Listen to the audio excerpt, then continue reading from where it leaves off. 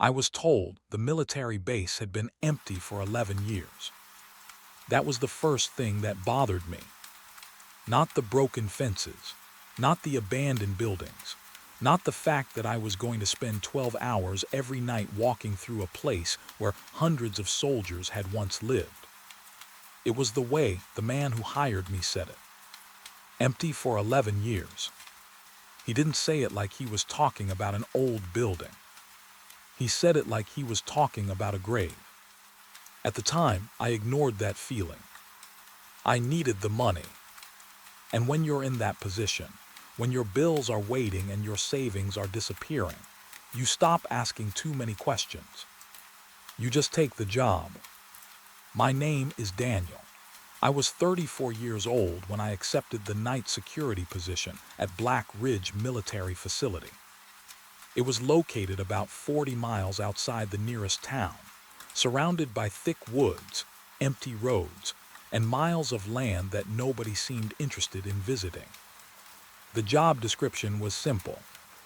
Walk the perimeter. Check the old buildings. Make sure nobody breaks in. Report anything unusual. That was it. No combat experience required. No special training. Just a uniform, a flashlight, a radio, and a paycheck that was almost double what other security companies were offering. Looking back now, I should have wondered why. Nobody pays that much to watch an empty building. But back then, I thought I had found the easiest job in the world. The first time I drove out to Black Ridge, it was just before sunset. The road leading there was almost completely forgotten. The pavement was cracked, trees grew close to the edges. There were no houses, no gas stations, no signs of life. Just an old highway stretching into nowhere. The GPS on my phone lost signal about 10 miles before I reached the base. I remember laughing to myself. I thought, perfect, even my phone doesn't want to come here. The entrance gate appeared suddenly around a bend.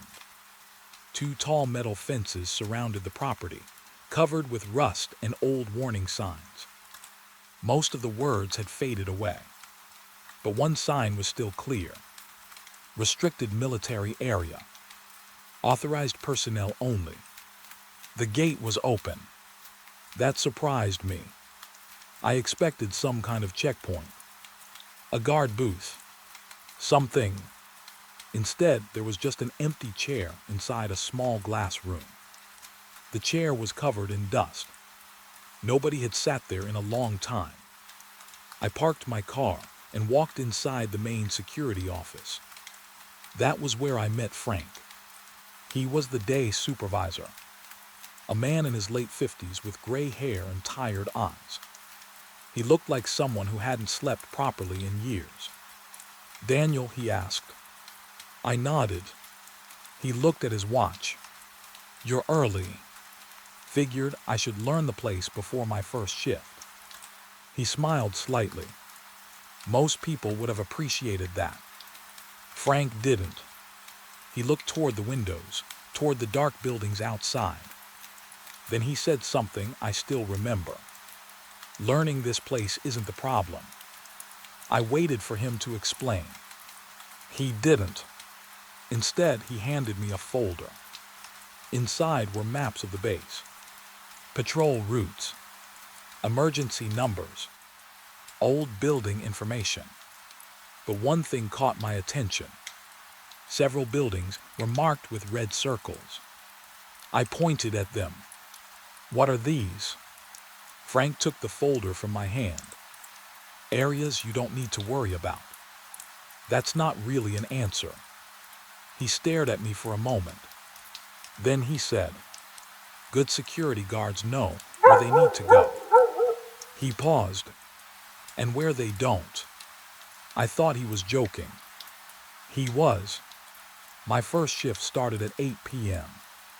Frank walked me around the property before leaving. During the tour, I realized just how large the base really was.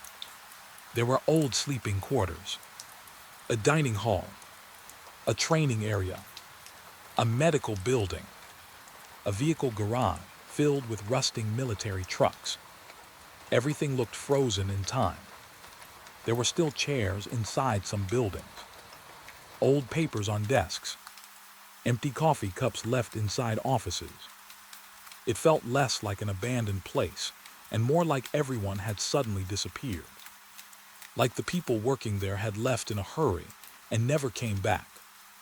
I asked Frank what happened. Why was the base closed? He kept walking. That information isn't in your job description. I laughed. Seriously. He stopped. Then he looked at me. Seriously. That was the moment I realized something. Everyone I had spoken to avoided that question. The company that hired me, the supervisor, even the people in town when I mentioned Black Ridge. Nobody wanted to talk about why the military left. They only wanted to talk about the fact that they did. At midnight, Frank left, and I was alone. The first few hours were completely normal, almost boring. I walked the perimeter, checked the buildings, logged everything. Nothing happened. I actually started feeling embarrassed. I had built this place up in my mind, but it was just an old base, an empty property, a place full of memories, nothing more. Then around 1:40 in the morning, I heard the first strange sound. A door closing. Not a small sound. A heavy metal door. The sound echoed across the base. I stopped walking. My flashlight moved toward the old barracks building. I checked my radio. No messages. No alarms. Nothing. I stood there for almost a minute, waiting. Part of me expected someone to step out. A trespasser. A homeless person. Anything. But the building stayed dark. I walked toward it. The closer I got, the colder it felt. That sounds strange. I know. But the temperature dropped so quickly that I noticed it immediately. The door of the barracks was slightly open. I was sure it had been locked. I checked my notes. Building 4. Barracks. Locked. I pushed the door open. The inside smelled old. Dust. Mold. Something else I couldn't identify. My flashlight moved across rows of empty beds. Everything was covered in a thin layer of dirt. Nobody had been inside for years. At least that's what I thought. Then I saw something sitting on one of the beds. A fresh military jacket. Not an old uniform. Not something forgotten. A clean jacket. Folded neatly. I walked closer. My first thought was that someone had placed it there. Maybe another guard. Maybe maintenance. But then I noticed something. The jacket had a name patch. A soldier's name. I reached toward it and stopped because the name looked familiar.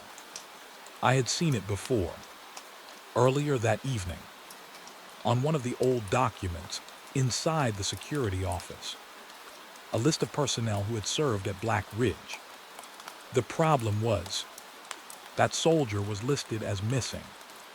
Not retired. Not transferred. Missing. I backed away from the bed. For the first time that night, I felt something I couldn't explain. Not fear. Not yet. Something worse. The feeling that I had walked into a place where I wasn't supposed to be. I left the barracks immediately. I locked the door. Then I called Frank. He answered after 3 rings. Daniel. I could hear something strange in his voice, like he already knew why I was calling. I told him about the jacket. There was silence. Long silence. Then he asked me one question. Did you touch it? I looked at my hand. No. Another silence. Then he said, Good. I waited. Why? Frank didn't answer. Instead, he said something that made my entire body go cold. Daniel, tomorrow night, don't go near Building 4. I looked back at the dark barracks. Why didn't you tell me that before? His voice became quieter. Because nobody believes warnings until they need them. The call ended. I stood there alone, in the middle of the abandoned military base. The wind moved through the empty buildings. Somewhere in the distance, metal hit metal. A sound like someone walking. Slowly, carefully, I raised my flashlight. The path ahead was empty. But on the ground, I saw footprints. Fresh footprints. Leading from Building 4. Toward me. And that was the moment I understood something. Black Ridge wasn't abandoned. Not completely. Something was still here. And on my first night as a security guard, it already knew my name. I didn't sleep after my first night at Black Ridge. Not because I was afraid. At least that's what I kept telling myself. I sat in my apartment for hours, staring at the ceiling, replaying everything that happened. The jacket on the bed. The missing soldier's name. Frank's reaction. And those footprints. Fresh footprints leading from Building 4 toward me. I tried to find a logical explanation. Maybe someone had broken into the base. Maybe an old employee still had access. Maybe Frank was just trying to scare new guards. But every explanation I created fell apart when I remembered one thing. The footprints were facing me, not away from me. Someone had walked out of that building and stopped exactly where I was standing. Waiting. The next evening, I almost didn't go back. I sat in my car outside my apartment with the engine running, staring at the security uniform sitting on the passenger seat. A normal job. That's what I kept saying. It was just a normal job. But something inside me already knew it was. Still I went. Because sometimes fear loses against responsibility. And sometimes people walk into places they know they should avoid because they have no other choice. When I arrived at Black Ridge, the sky was already dark. The gate was open like always. That bothered me more than anything. A place that was supposedly abandoned. A place that was supposed to be dangerous. Yet nobody locked the entrance. Nobody protected it. Almost like they weren't trying to keep people out. Almost like they were waiting for someone to come in. Frank was inside the security office when I arrived. He looked up from his desk. The first thing he said was, "You came back." I nodded. "I have a job to do." He looked at me for a few seconds. Then he looked away. "You're either very brave or very stubborn." "I'm probably just broke." For the first time, he smiled. A real smile. But it disappeared quickly. He reached under the desk and pulled out an old metal box. It was covered in scratches. The kind of box that looked like it had been moved around many times. "What's that?" I asked. "Something you need." He opened it. Inside was a small notebook. The cover was faded and dirty. No title. No name. Just a few words written on the front. "Night shift notes." I picked it up.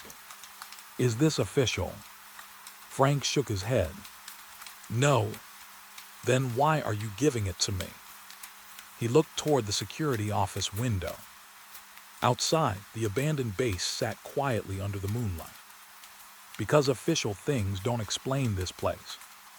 I opened the notebook. The first few pages were filled with normal security information. Patrol times, building numbers, maintenance notes. Then I reached the middle, and everything changed. The handwriting was different, messier, like whoever wrote it was in a hurry. The first sentence on the page said, "Do not follow FOOTSTEPS you here behind you." I laughed quietly. I thought it was some kind of joke. Seriously, Frank didn't laugh. I looked at him. "You're telling me previous guards wrote those stories in a note?" He shook his head. "No." Then he pointed at the page. "I'm telling you previous guards quit after reading them." That changed my mood. I kept reading. The notes weren't written like stories. They were rules. Rules nobody had officially given me. Rules that were apparently passed down from one guard to another. The first rule was simple. Never enter Building 4 after midnight. I looked at Frank. "Why?" He didn't answer. The second rule said, "If you hear someone calling your name from an empty building, do not respond." I stopped reading, because that one felt different. It wasn't about a location. It was about me. About hearing something. About answering. I looked back at Frank. "Has that happened?" He stayed silent. That silence was my answer. I turned the page. The next rule said, "Never walk the northern road after 3:00 a.m. There is no patrol route there. There never was." I frowned. "That doesn't make sense." Frank nodded. "That's why it's there." I looked at him. "What does that mean?" He didn't explain. Instead, he handed me a map. The same map I had seen on my first day. But this time, there was something different. A section of the base had been circled. The Northern Road. A place I had never been. Why isn't this on the official patrol list? Frank looked uncomfortable. Because the military removed it. Why? He stared at the map. Then quietly said, "Because guards kept going there. And they kept coming back different." The room became quiet. I wanted to laugh again. I wanted to say this was ridiculous. But I remembered the jacket, the footprints, the missing soldier. I closed the notebook. "What happened here, Frank?" He didn't answer immediately. Finally, he said, "You ever notice how people talk about accidents differently?" I didn't understand. He continued, "When someone gets hurt at a normal place, people tell the story." He looked out the window. "But when something happens somewhere people don't want to remember, they erase the story." Before I could ask more, his radio came alive. Static. A burst of crackling noise filled the room. Frank immediately reached for it. "Control, this is security." No response. Just static. Then a voice. Very faint. Almost impossible to hear. "Daniel." My entire body froze. I looked at Frank. He looked at me. Neither of us moved. The radio crackled again. "Daniel."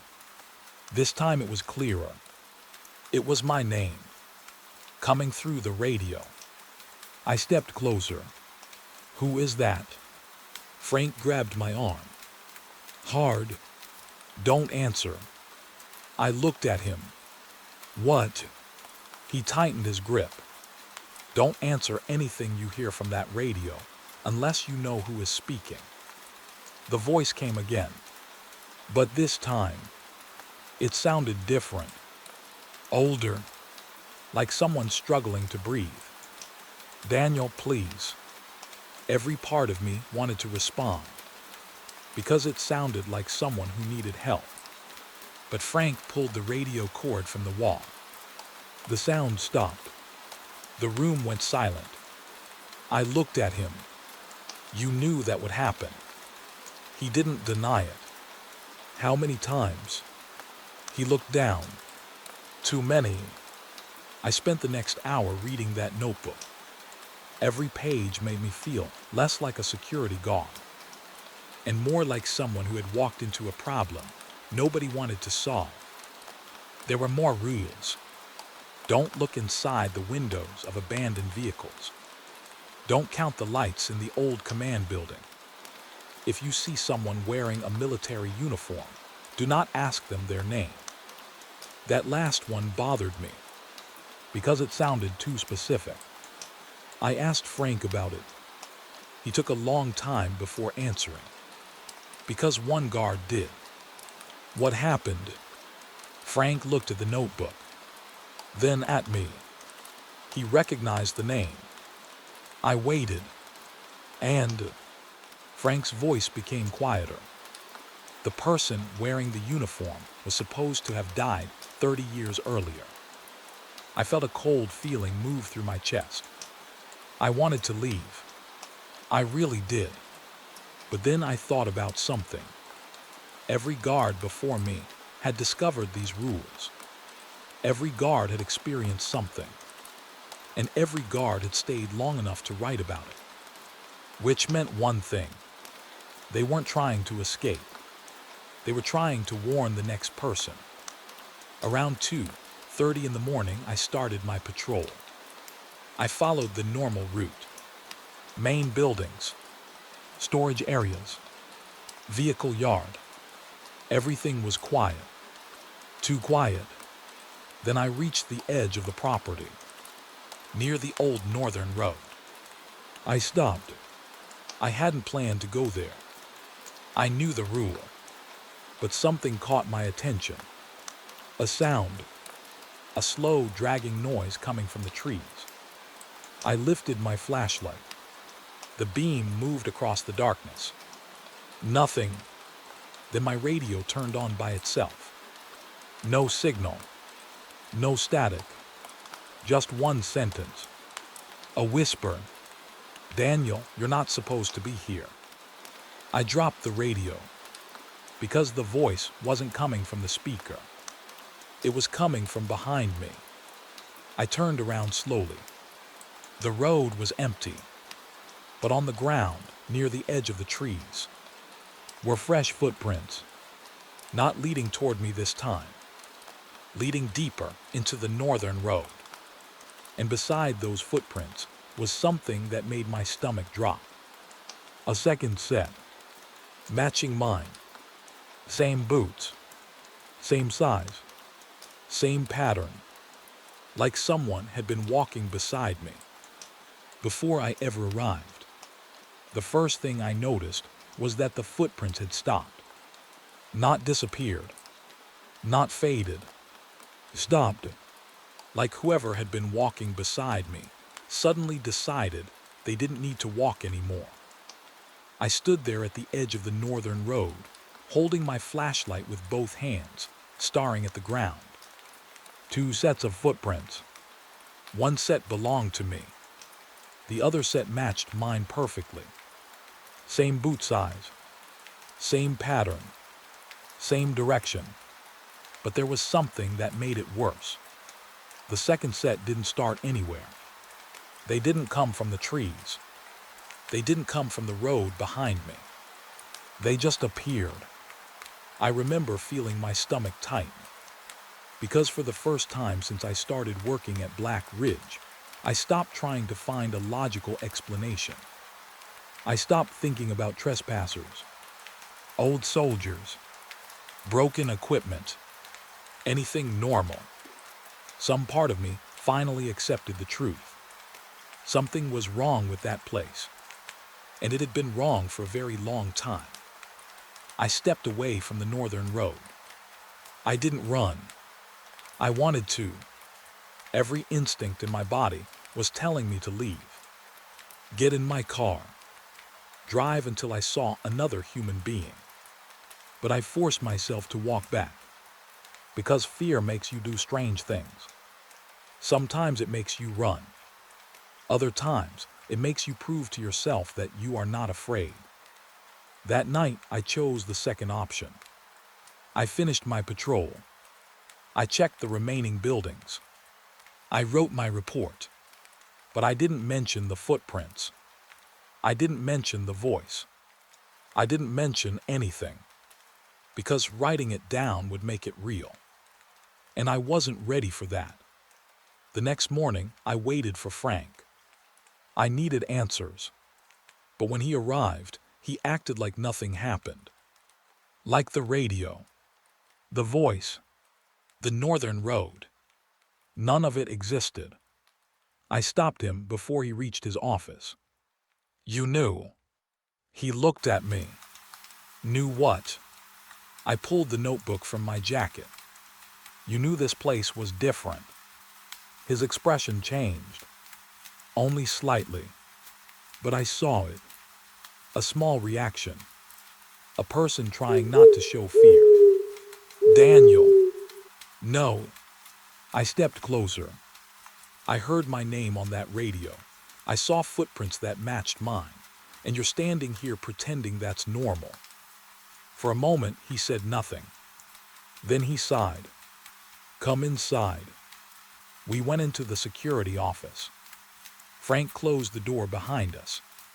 That alone scared me, because until that moment, he had never closed the door. Not once. He sat down. Then he opened an old file cabinet. Inside were hundreds of reports. Security reports. Incident reports. Missing equipment reports. But one folder caught my attention. The label was simple. Night Patrol, INCIDNTS. I looked at Frank. "How many?" He didn't answer. "How many guards saw something?" He slowly opened the folder. "Almost everyone." I looked through the papers. Different years. Different guards. Different handwriting. But the same details kept appearing. Strange radio messages. Unexplained footsteps. Figures near the runway. People hearing voices from empty buildings. I looked up. Why is nobody talking about this? Frank smiled sadly. Because nobody believes a security guard. He tapped the papers. They believe machines, cameras, reports, numbers. He paused. But they don't believe a man who says he saw someone walking where nobody should be. That sentence stayed with me, because I realized something. The people who worked here weren't crazy. They were ignored. And maybe that was the reason the problem continued. Nobody wanted to admit something was happening. That night, I decided I would record everything. I bought a small body camera. I placed my phone recorder inside my jacket. If something happened again, I wanted proof. I wanted something nobody could explain away. My shift started normally. Too normally. The base was quiet. The kind of quiet that makes you aware of every small sound. My boots hitting the pavement. The wind moving through broken windows. The metal signs shaking on old buildings. Around midnight, I reached the runway. The old military runway stretched across the property like a scar. Cracked concrete. Faded markings. Tall grass growing through the damage. The fog was heavy that night. Thick enough that my flashlight barely cut through it. I remember thinking how strange it was. The weather report said the night would be clear. No fog. No rain. Nothing. But Black Ridge always seemed to have its own weather. I walked slowly along the runway. Then I saw movement. At first, I thought it was an animal. A deer. Something moving between the fog. Then the shape became clearer. A person, standing about 50 yards away. My first reaction was relief. A person meant an explanation. A person meant I wasn't imagining things. I raised my flashlight. The beam reached through the fog. And I saw him. A soldier. He was wearing an old military uniform. Not modern. Something from decades ago. The jacket looked worn. The boots were covered in dirt. His head was lowered. He was walking slowly across the runway. Not searching, not running, just walking, like he had done it 1,000 times before. I grabbed my radio. Unknown person on the runway. I need assistance. No answer. Static. I watched the figure. Hey. My voice echoed across the empty base. The soldier stopped. That was the moment I knew something was wrong. Because he didn't turn around. He didn't react like a normal person hearing someone call. He just stopped, like someone had paused a video. I took a step forward. Can you hear me? The soldier slowly lifted his head, but I still couldn't see his face. The fog was too thick. Then he started walking again, toward the old command building. I followed. I don't know why. Maybe because I needed proof. Maybe because I needed to know if I was losing my mind. I walked faster. The closer I got, the stranger it became. The soldier wasn't leaving footprints. His boots moved across the wet ground, but nothing appeared behind him. No marks, no dirt, nothing. I stopped. My heart was beating hard, because I knew what I was seeing, and I knew what it meant. The figure reached the command building. Then he disappeared. Not quickly, not dramatically. He simply walked into the fog and was gone. I stood there alone. The runway was empty. The fog moved slowly around me. I stayed there for almost 5 minutes. Then I ran back to the security office. I didn't care how it looked. I didn't care if Frank thought I was scared. I needed the camera footage. I needed proof. Frank was already inside when I arrived. That surprised me. I pushed the door open. You were watching. He looked at me. What? The cameras. His face changed. A small movement, but enough. I knew. We checked the security footage together. Camera 7 covered the runway. Frank pulled up the recording. The time showed 12:17 a.m. The same time I saw the soldier. The video played, and I watched myself walking across the runway. Alone. No soldier. No figure. Nothing. Just me. Standing there, talking to empty air. I felt my face go cold. No. Frank didn't say anything. I watched again. Still nothing. The camera showed me looking directly into the fog, following something that wasn't there. I turned toward Frank. Am I losing my mind? He didn't answer immediately. Instead, he rewound the footage. Then he stopped at a single frame. The moment I was looking toward the fog, he zoomed in. At first, I saw nothing. Then I noticed it. A small shape, near the edge of the runway. Behind me, a person standing in the fog. The camera couldn't see the details, but it was there. Frank stared at the screen. His face became pale. I looked at him. You see it? He whispered. Yes. Then why did you say nobody was there? He didn't look away from the screen. Because the cameras never show them. I felt a chill move through me. Never. Frank slowly shook his head. No. He pointed at the screen. But they always show who they are following. I looked back at the monitor, at myself standing on the runway, and behind me, the soldier, watching, waiting. Then Frank said something I will never forget. Daniel, that soldier isn't the problem. I turned toward him. What is? He looked at the frozen image. The reason he keeps walking the runway. I waited. Frank closed the file and quietly said, because he's looking for someone who never came back. I wanted to ask who. I wanted answers. But before I could speak, the security camera screen went black. Every camera on the base shut off at the same time. Except one. Camera 12. The camera pointed toward Building 4.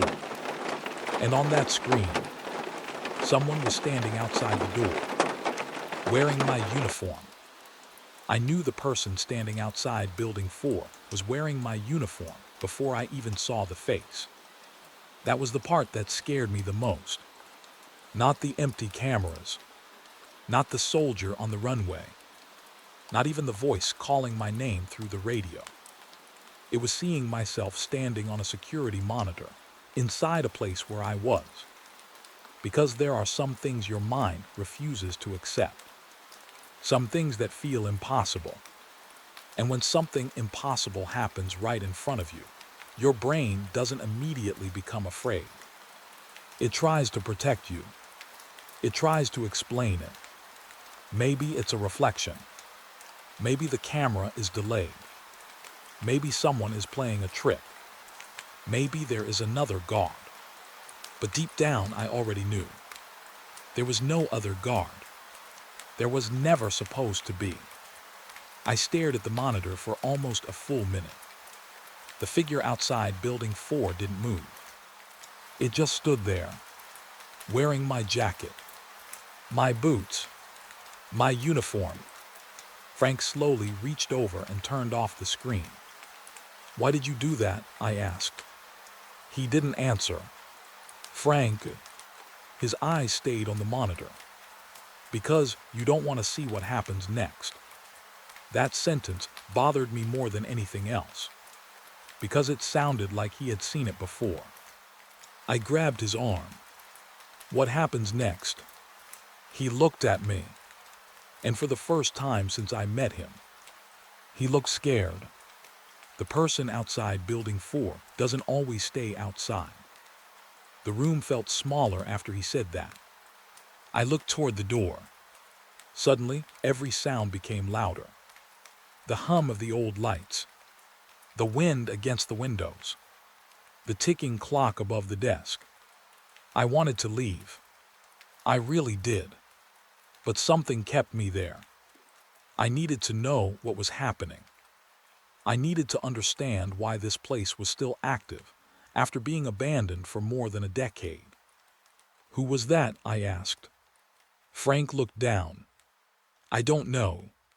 You do know. No. He opened the drawer beneath the desk and pulled out another folder. This one was older. Much older. The paper inside was yellow. The corners were damaged. He placed it in front of me. On the cover was a stamp. Sector 12 Incident Report. I looked at him. What is Sector 12? Frank took a deep breath. That's what you need to stop asking about. Why? Because everyone who searched for it found something. And he looked at the folder. And nobody liked what they found. I opened it. The first pages were military documents. Most of the information had been blacked out. Names removed. Dates covered. Locations hidden. But one thing was clear. Sector 12 existed long before the base was officially abandoned. I looked closer at the dates. The documents were from 30 years earlier. Not 11. 30. I looked at Frank. The base didn't close 11 years ago. He didn't respond. I flipped through more pages. The original reports showed that Black Ridge was already inactive decades before my company was hired. The buildings, the roads, the equipment, everything had been sitting there empty. So why were guards still being hired? Why were security companies still sending people there? My voice became quieter.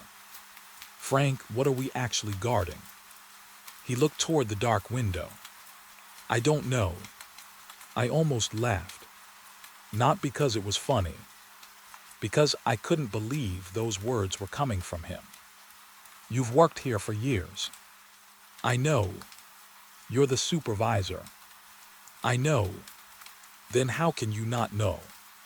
Frank looked at me. Because every time someone gets close to the answer, something happens. What kind of something? He didn't answer. Instead, he pointed outside, toward Building 4. Tonight is your last shift. I froze. What? You heard me. Why? Because you saw too much. I wanted to argue. I wanted to say I could handle it. But then I remembered the figure wearing my uniform. I remembered the voice. The footprints. Maybe Frank wasn't trying to scare me. Maybe he was trying to save me. But before I could leave, the lights went out. The entire building became dark. For a few seconds, there was complete silence. Then the emergency lights turned on. Red, dim, flickering, and from somewhere outside, we heard a door open. Not a normal door. A heavy metal door. The kind used for underground facilities. Frank looked at me. All the color disappeared from his face. It found it. I grabbed my flashlight. What? He didn't answer. He was already moving toward the exit. I followed him. Outside, the fog had returned. But this time, it was different. It covered the ground, like a thick layer of smoke. We walked toward the old command building. Behind it was an area I had never noticed before. A concrete structure buried into the earth, covered by trees and dirt. There was a metal door in the side. I looked at Frank. Sector 12. He nodded. The door was open, but it wasn't broken. It wasn't damaged. It looked like someone had opened it recently. Inside was a staircase going underground. Cold air came from below. A smell followed it. Old metal, dust, and something else. Something I couldn't describe. Frank stopped at the entrance. I'm not going down there. I looked at him. You brought me here. I brought you because I wanted you to see it before you left. Why? His voice became quiet. Because nobody believes us. I looked down the stairs. Then I started walking. I don't know why. Maybe I was tired of being afraid. Maybe I needed answers more than I needed safety. The deeper I went, the colder it became. The walls were covered with old military markings. Numbers, warnings, security labels. But the strangest thing was the electricity. The lights were working. Old lights. From a facility that was supposedly abandoned for decades. I reached the bottom. A hallway stretched in front of me. Doors lined both sides. Most were locked. One door was open. Inside was a control room. Monitors, radios, old computers, everything covered in dust. Except one thing. A single monitor. It was on. I walked closer. The screen showed the outside of the base. The runway, the buildings, the security office. And then I saw something that made me stop breathing. The cameras weren't showing live footage. They were showing recordings. Old recordings. I checked the date. I watched soldiers walking through the base. Guards sitting in the security office. Vehicles moving through the gates. Black Ridge was alive. Decades ago. Then the screen changed. A recording from the same camera. The runway. Fog. A soldier walking across it. The same soldier I saw. I stepped back. The recording continued. The soldier stopped, turned toward the camera, and even though the video was old, even though it was impossible, I felt like he was looking directly at me. Then the screen changed again. A new image appeared. The security office. A younger version of Frank was sitting at the desk. I turned around. Frank was standing behind me, watching. His face was pale. "You were here." He didn't answer. The recording showed Frank looking at something off camera. Then suddenly he stood up, walked outside, and disappeared. I looked at him. What happened that night? Frank finally spoke. "I saw something come out of Sector 12. I waited." "What?" His eyes moved toward the monitor. "I saw a soldier." "The same one." He nodded. "And..." Frank swallowed. He looked exactly like the man who went missing 30 years earlier. The room felt freezing. I looked back at the screen. The recording had changed again. Now it showed the underground hallway. The same hallway we were standing in. But there was one difference. Someone was walking toward the camera. A security guard, wearing my uniform. My face was hidden by darkness. Frank stepped back, because he recognized something. The date on the recording. It wasn't from 1989. It wasn't from 11 years ago. It was from tomorrow. I stared at the screen, unable to move, because the timestamp was counting forward, minute by minute, second by second. And then the person in the recording lifted his head, looking directly into the camera, directly at us. The screen went black, and from somewhere deep inside Sector 12, we heard footsteps, coming closer. The strangest thing about the barracks was not that they were abandoned. It was that they looked like everyone had just left. The beds were still made. The lockers were still full. The boots were still lined up beside the walls. It didn't look like a place that had been empty for years. It looked like a place where people had been told to leave for one night and never came back. My name is Marcus. I was 39 years old when I took a security contract at an old military facility called Black Ridge. Unlike Daniel, who worked the main perimeter, my assignment was inside the old sleeping quarters. The barracks. My job sounded simple.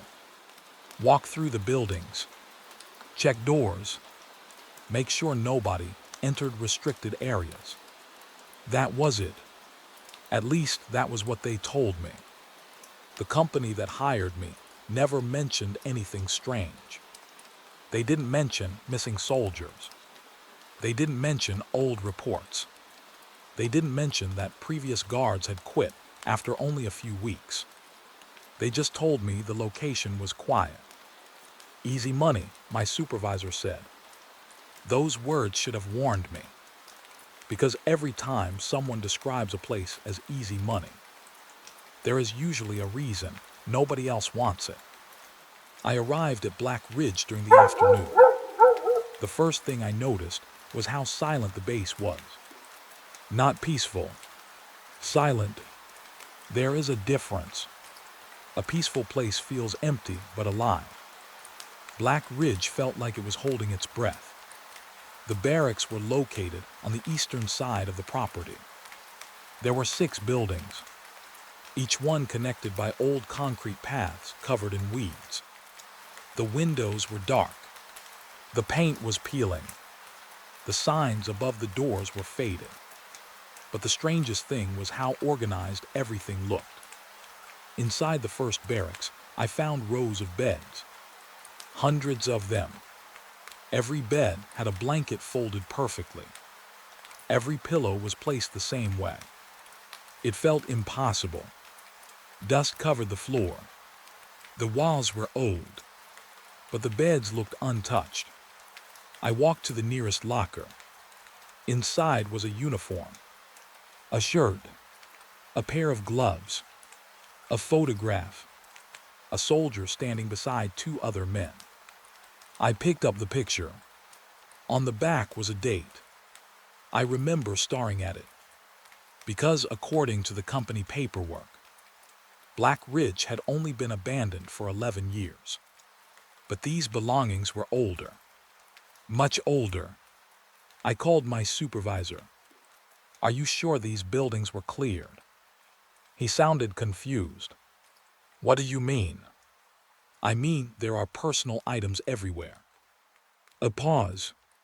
Then he said, "Just document anything unusual." That was all. No explanation. No concern.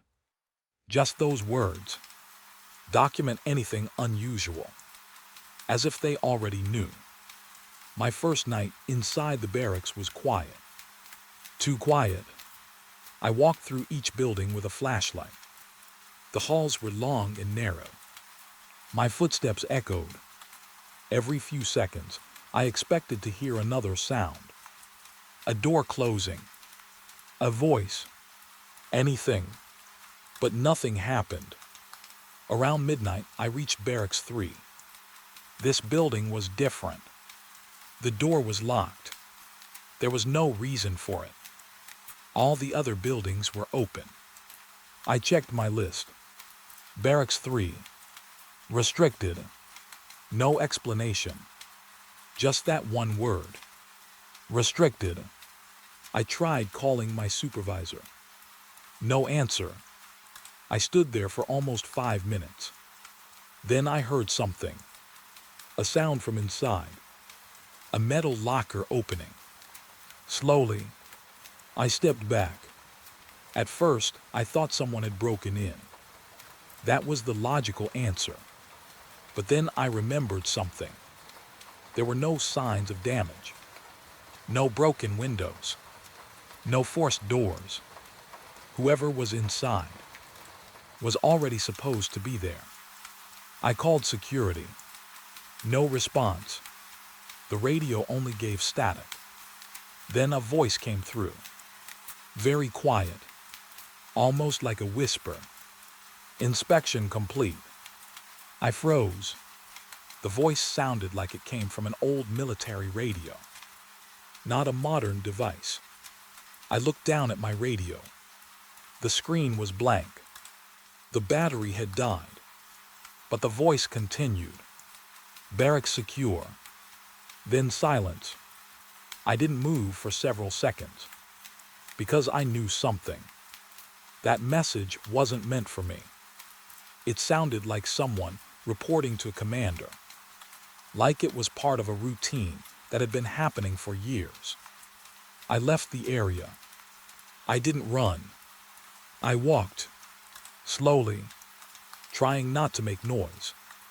That night, I stayed inside the security office until sunrise. The next morning, I checked the building records. I wanted answers. I found old evacuation reports. The documents were incomplete. Most pages were missing. But one report caught my attention. Emergency relocation. Personnel evacuated immediately. No return date listed. I looked at the date. The same year as the photograph. The military hadn't simply abandoned the base. They had left suddenly. And they left everything behind. I kept searching. Then I found a list of names. Soldiers assigned to Barracks 3. At the bottom of the page was a note. Missing during evacuation. I stared at those words. Missing. Not transferred. Not discharged. Missing. That was when I started understanding why the beds were still made. Why the lockers were still full. Why nobody wanted to explain what happened. because the people who lived there didn't leave normally. Something happened, something fast, something that made them walk away from everything. The second night, I returned to the barracks. I told myself I was just doing my job, that I wasn't scared, but I was. Anyone who says they wouldn't be scared is lying. Walking through empty military buildings at night is already uncomfortable. Knowing that people disappeared there changes everything. Around 2 a.m., I heard footsteps. Not mine. Someone walking at the end of the hallway. Slow, heavy, military boots. I turned my flashlight. Nothing. The hallway was empty. I waited. Then I heard it again. Closer. Step, step, step. I moved toward the sound. The footsteps stopped. I reached the sleeping area. Every bed was empty, except one. A blanket was moving, like someone had just gotten out. I walked closer. My flashlight moved across the bed. There was something sitting on the pillow. A military identification tag. I picked it up. The name on it made my hands go cold, because I had seen that name before. It was on the missing soldier list. I turned the tag over. On the back was a small message. 3 words. RTORNAD to duty. I dropped it, because that was impossible. The soldier connected to that tag had disappeared almost 40 years earlier. He was never found, but someone, or something, had placed his identification there. That night, I finally called my supervisor. I'm done. There was silence. Then he asked, "What happened?" I almost laughed, because I realized something. He wasn't asking if something happened. He was asking what happened, like he already knew something would. I told him about the tag. The silence lasted so long, I thought the call dropped. Then he said, "Marcus, leave the barracks. I'm leaving the whole contract." "No." His voice changed. "Leave the barracks now." Something about his tone made me listen. I grabbed my things and walked outside. As I reached my car, I looked back. The windows of Barracks 3 were dark. All of them, except one. A single window on the second floor. Someone was standing there, watching me. I lifted my flashlight. The figure disappeared. I drove away that morning. I never returned to Black Ridge. But years later, I found out something that still bothers me. The company that hired me removed my name from their records. They claimed I never worked there. They claimed the barracks assignment never existed. But I still have one thing. The identification tag I found on that bed. I kept it because I wanted proof. Proof that I wasn't imagining it. Proof that something happened there. The strange part is, the name on the tag changes. Every few years. A different soldier. A different date. A different missing person. But the message on the back is always the same. RTORNAD to duty. And the last time I checked it, the name wasn't a soldier's name. It was mine. The first time I heard the footsteps above me, I thought I was tired. That was the easiest explanation. Long nights can do strange things to your mind. When you spend hours alone in an abandoned building, surrounded by darkness and silence, your brain starts creating sounds that aren't there. At least, that's what I told myself, because the truth was much harder to accept. There was no second floor. There was nothing above me. And yet every night at exactly 2:13 in the morning, someone walked across the ceiling. My name is Eric. I was a military contractor. assigned to security duty at Black Ridge after the main evacuation. My job was supposed to be temporary. 3 months. That was all. Walk the old barracks. Check the storage rooms. Make sure nobody entered restricted areas. A simple contract. Good pay. Little responsibility. That's what I thought. But after my first week there, I started noticing things nobody mentioned in the job description. The buildings weren't just empty. They were unfinished. Like the people who left never had time to close the chapter. There were papers still sitting on desks, personal items inside lockers, coffee cups inside offices, and in some places, the lights still worked. Nobody knew why. The building assigned to me was Barracks 6. It was the oldest sleeping building on the base. A long concrete structure with 2 levels of rooms. At least that's what it looked like from outside. Inside, there was only 1 floor. The upper section had been removed years ago. The ceiling was sealed. The stairs were gone. The military records showed the 2nd floor was destroyed during renovations before the base closed. There was nothing above me. No rooms. No hallway. No storage area. Nothing. I remember joking about it on my first night. I told the other guard, maybe the ghosts are living upstairs. He laughed. I laughed. Because at that time, it was just a joke. I didn't know that a week later, I would stop laughing. The first night it happened, I was sitting in the security room at the end of the barracks. The building was quiet. The kind of quiet where you can hear your own breathing. I was checking old reports when I heard it. A single step. Above me. I looked up. At first, I didn't move.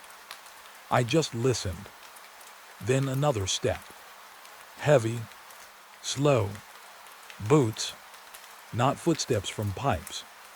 Not an animal. Boots. Someone walking across the ceiling. I stood up. My chair moved loudly behind me. The footsteps stopped. That scared me more than if they had continued, because whoever was above me had heard me. I grabbed my flashlight and walked outside the room. The hallway was empty. I looked at the ceiling. Nothing. I checked the building. Every door. Every corner. No one. When I returned to the security room, I checked the building cameras. Nothing appeared. No movement. No person. Nothing. I told myself the same thing everyone tells themselves when something impossible happens. There has to be an explanation. The second night, it happened again. 2:13 a.m. Exactly. 3 steps. Pause. 5 steps. Pause. Then a dragging sound. Like someone moving something heavy. I grabbed my radio. Control, this is Eric. I need confirmation that nobody is inside Barracks 6. Static answered. Then a voice. Not my supervisor. Not another guard. A strange voice. Barracks secure. I froze, because the voice sounded like it came from an old military radio. Not the type of radio we used. Something older. Something from another time. I looked at my radio. The channel was empty. No connection. But the voice had been clear. I didn't report it. I wish I could say I did. But I didn't. Because once you report something like that, people start looking at you differently. They start wondering if you are reliable, if you are stressed, if you are imagining things. And I needed that job. So I stayed quiet. For 3 more nights. The footsteps continued. Always at 2:13. always above me, always ending before 2:20. Then one night something changed. The footsteps didn't stop. They kept walking. 10 minutes, 20 minutes, an hour. I sat in that security room, unable to move. The ceiling above me creaked. The sound traveled through the building, like someone was walking directly above my chair. Then I heard something fall. A heavy object, right above me. I grabbed my flashlight. I knew there was no second floor. I knew it, but fear makes you forget what you know. I found an old maintenance ladder outside the building. It was supposed to be used for roof access.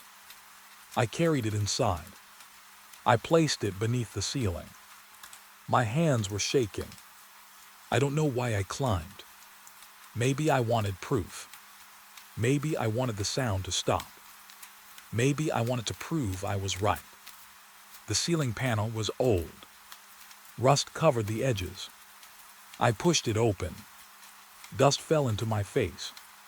I lifted my flashlight, and what I saw made me forget how to breathe. There was a space above the ceiling. A hidden space. Not a room. Not exactly. A narrow area between the roof and the sealed ceiling. And inside were boxes. Old military boxes. I climbed higher. My flashlight moved across the darkness. There were hundreds of them, all marked with dates, all from the final years of Black Ridge. I pulled one down. Inside was a tape recorder, an old military recording device. I pressed the button. At first there was only static, then voices, soldiers, talking. The recording was dated 1986. The same year the evacuation happened. A man spoke. Night patrol report, Barracks 6. Another voice answered. Movement detected above the sleeping quarters. I stopped. My hand tightened around the recorder, because they were talking about the same thing. The footsteps. The voice continued. Personnel have been instructed not to investigate. A pause. Then another soldier asked, "Why?" The answer came after several seconds. Because there is no upper floor. I felt a cold feeling move through me. The recording continued. Second night, same sound. Third night, same time. Fourth night, footsteps stopped outside the commander's room. The tape became distorted. Then one final sentence came through. A whisper. If you hear them walking above you, do not look up. The recording stopped. I sat there in the darkness, holding that tape, because suddenly I understood something. The footsteps weren't new. They weren't something that started after the base was abandoned. They had been happening while soldiers were still there. For years, I climbed down. I sealed the ceiling again. But I wasn't done. I needed to know what happened next. I searched through the boxes. Most contained reports, maintenance logs, audio recordings. But one folder caught my attention. It was labeled Barracks 6 Final Incident. Inside were only 3 pages. The first page described the footsteps. The second page described missing soldiers. The third page was almost empty, except for one sentence written by hand. He is not walking above us. I stared at the words. Then I turned the page over. Nothing, just blank paper. But when I held it closer to the light, I saw writing pressed into the paper, like someone had written on the page above it. A message hidden beneath the ink. I could barely read it, but I understood the words.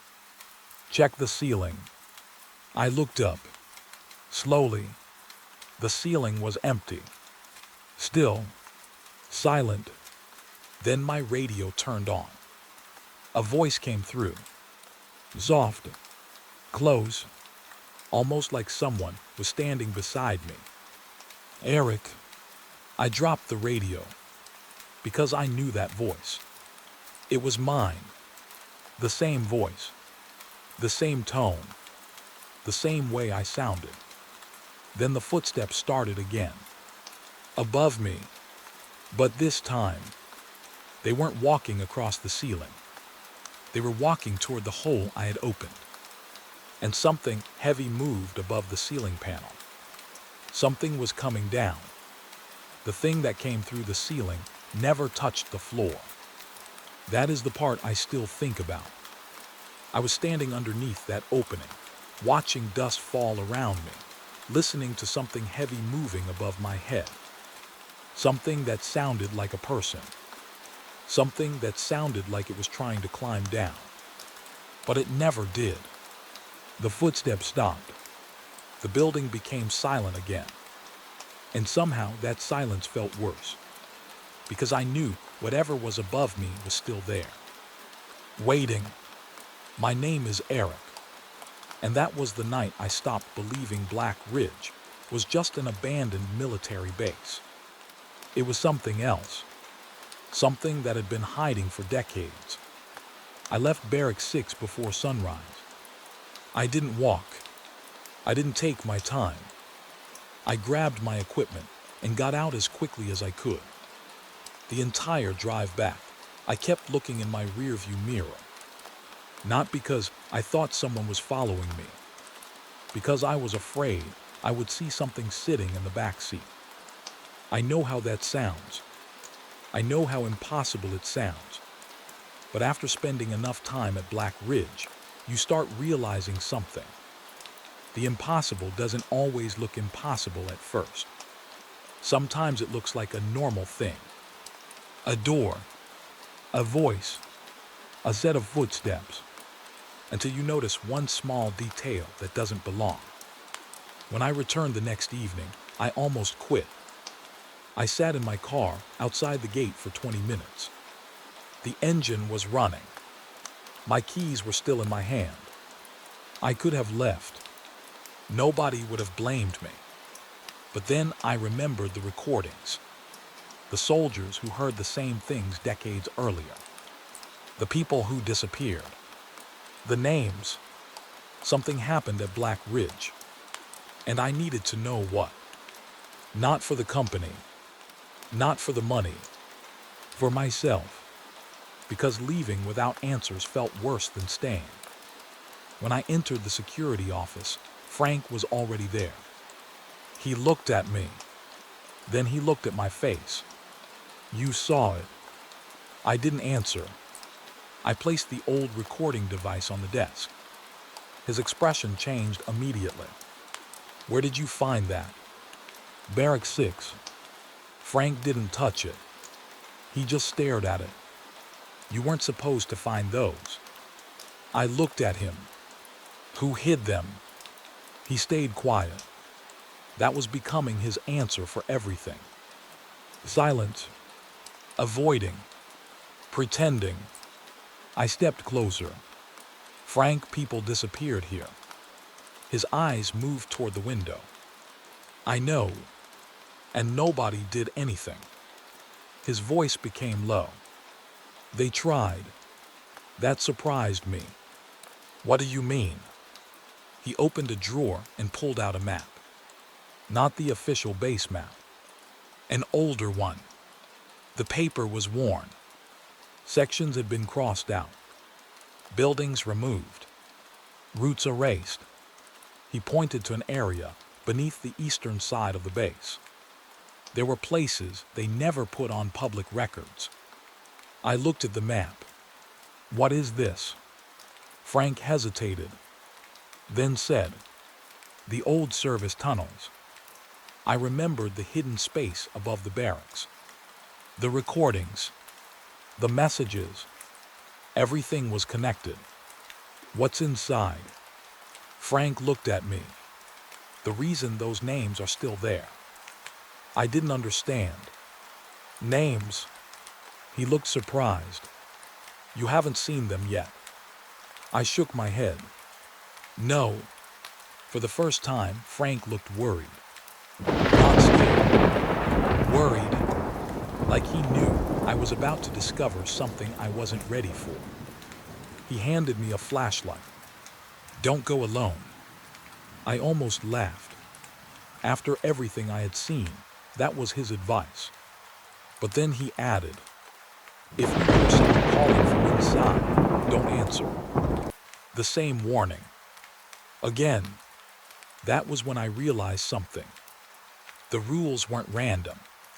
They were instructions. Instructions created by people who had already made mistakes. We reached the eastern side of the base just after midnight. The entrance to the tunnels was hidden behind an old maintenance building. From the outside, it looked abandoned. Broken walls, rusty pipes, collapsed sections. But behind a large metal door was something different. A hallway, still intact. The air inside was cold. Not normal cold. The kind of cold you feel when you enter a place that hasn't been touched in years. We walked deeper. Our footsteps echoed. Every sound came back slightly delayed, like someone was walking behind us. I kept looking back. Frank noticed. You hear it. I stopped. Hear what? He didn't answer. That scared me. Because if Frank was worried, then I had a reason to be. After several minutes, we reached a large room. The walls were covered with writing. At first, I thought it was graffiti. Then I got closer. They weren't random marks. They were names. Hundreds of names, carved into the concrete. Some were deep.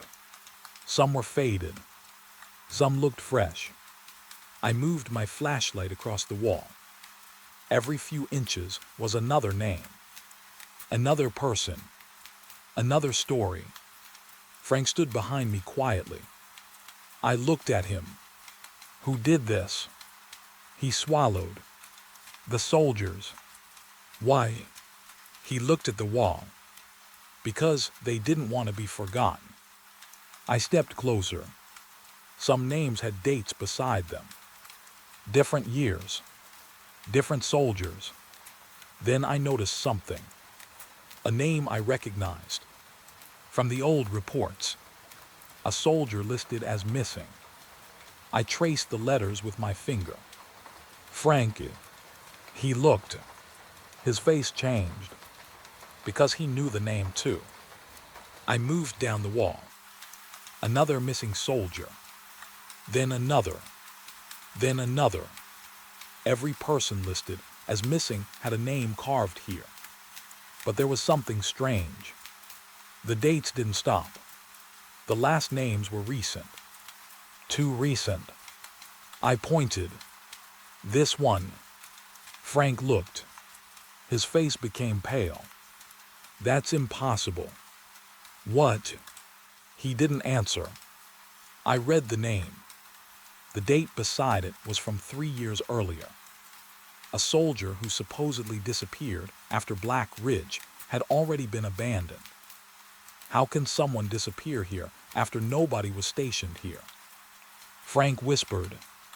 That's the question nobody wants answered. The room became silent. Then we heard something. A sound from the far end of the tunnel. A metal door opening. Slowly, Frank turned off his flashlight. I looked at him. Why did you do that? He whispered. Because if it knows we're here. He stopped. Who? Frank looked toward the darkness. The person who writes the names. I felt my heart start beating faster. What? Before he could answer, a sound came from the wall beside us. A scratching noise, like metal moving across concrete. We turned. One of the walls had fresh dust falling from it. Something was happening behind the concrete. Then a new mark appeared. A line. Then another. Someone was carving into the wall. From the other side, I watched in horror as letters slowly formed. Not a random name. Not a soldier's name. Mine. ERIC. I couldn't move. I couldn't speak. Frank grabbed my shoulder. We leave. This time I didn't argue. We ran. The hallway behind us filled with sounds. Footsteps. More than one set. Moving faster. Following. When we reached the exit, I looked back one last time. At the end of the tunnel stood a figure. A military uniform. Old. Damaged. Watching us. But the strangest thing wasn't the uniform. It wasn't the darkness. It wasn't the fact that it was impossible. It was the wall behind him. Because new names were appearing. One after another. And the newest name wasn't mine anymore. It was Frank's. We escaped the tunnels before sunrise. Neither of us spoke. Because we both understood something. The names on that wall were not a record of the dead. They were a list. A list of people who had been noticed. And now, Black Ridge knew who we were. The first message I received was not a distress call. It was my own voice. That was the moment I knew the radio room at Black Ridge was not abandoned. Because the voice coming through that old military receiver wasn't a recording. It wasn't interference. It was me, saying words I had never spoken. My name is James.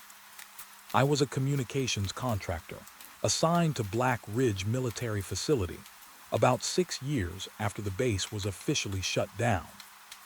Unlike the guards who walked the property, my job kept me inside one building. The old communications station. The military had left behind a lot of equipment when they closed the base. Radios, transmitters, old monitoring systems. Most of it was supposed to be disconnected. Dead. Useless. But my assignment was simple. Check the equipment once every night. Make sure nobody entered the building. Report any damage. That was all. At least that was what the contract said. The strange thing was, the contract never mentioned why someone needed to monitor dead equipment. I asked my supervisor about it before my first shift.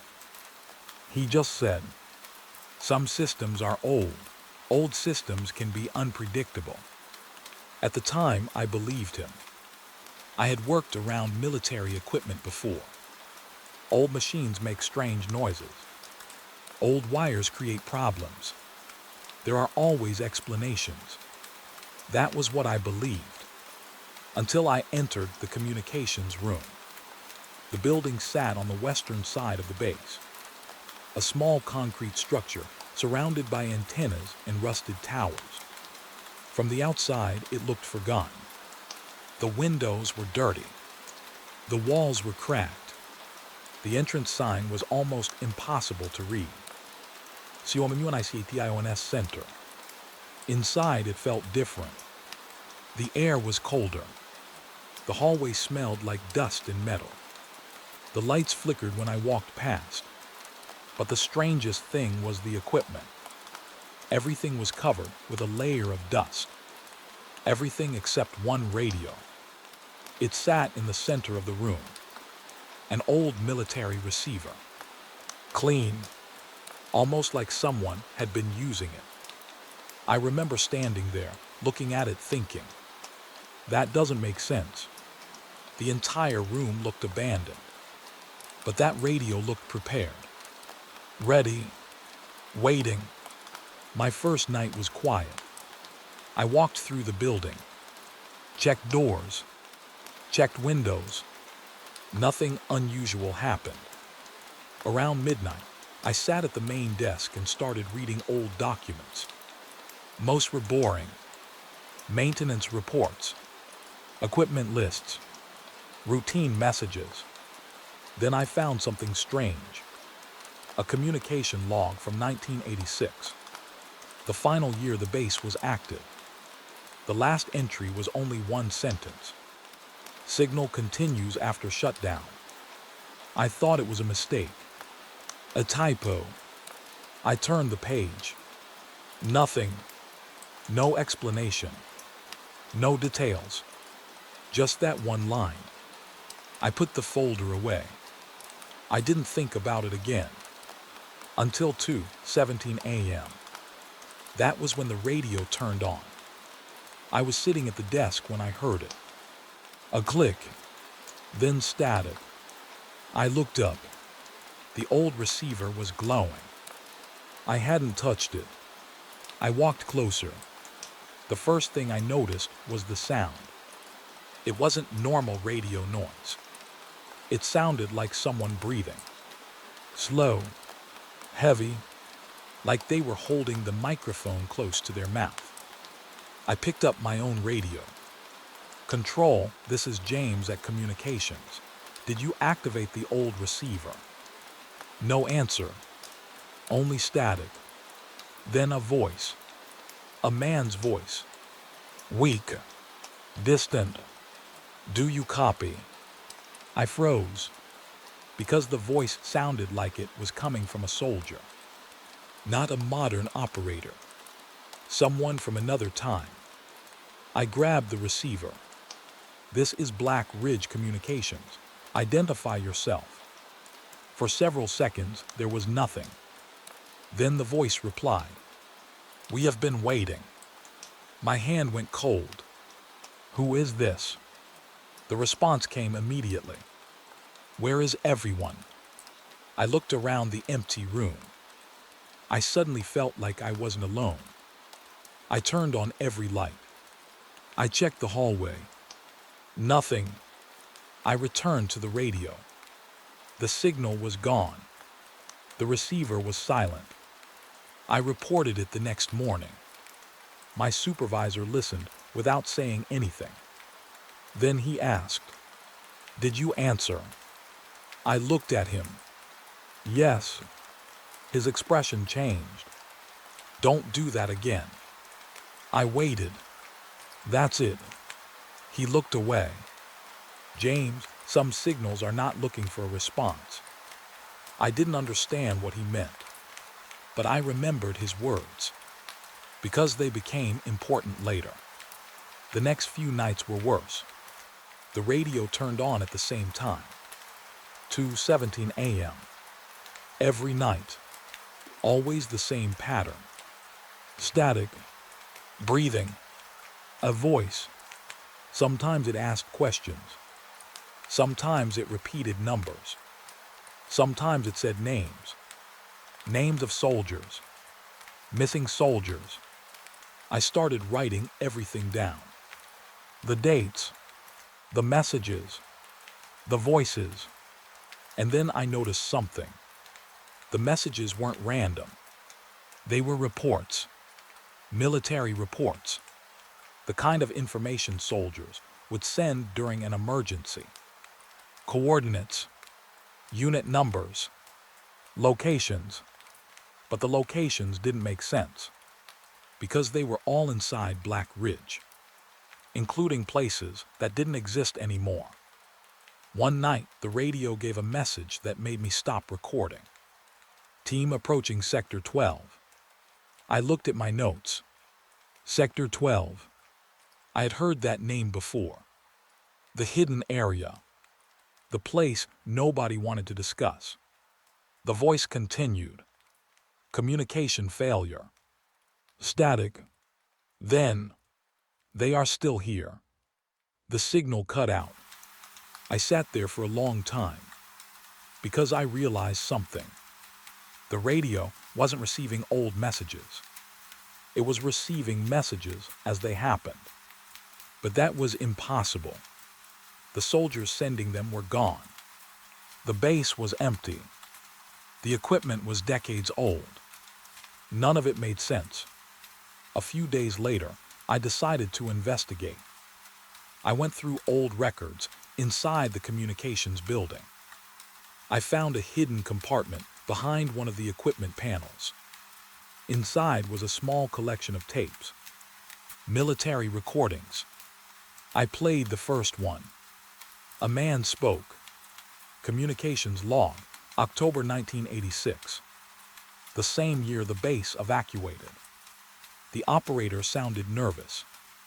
Signal received from internal location. Another voice asked, "Which location?"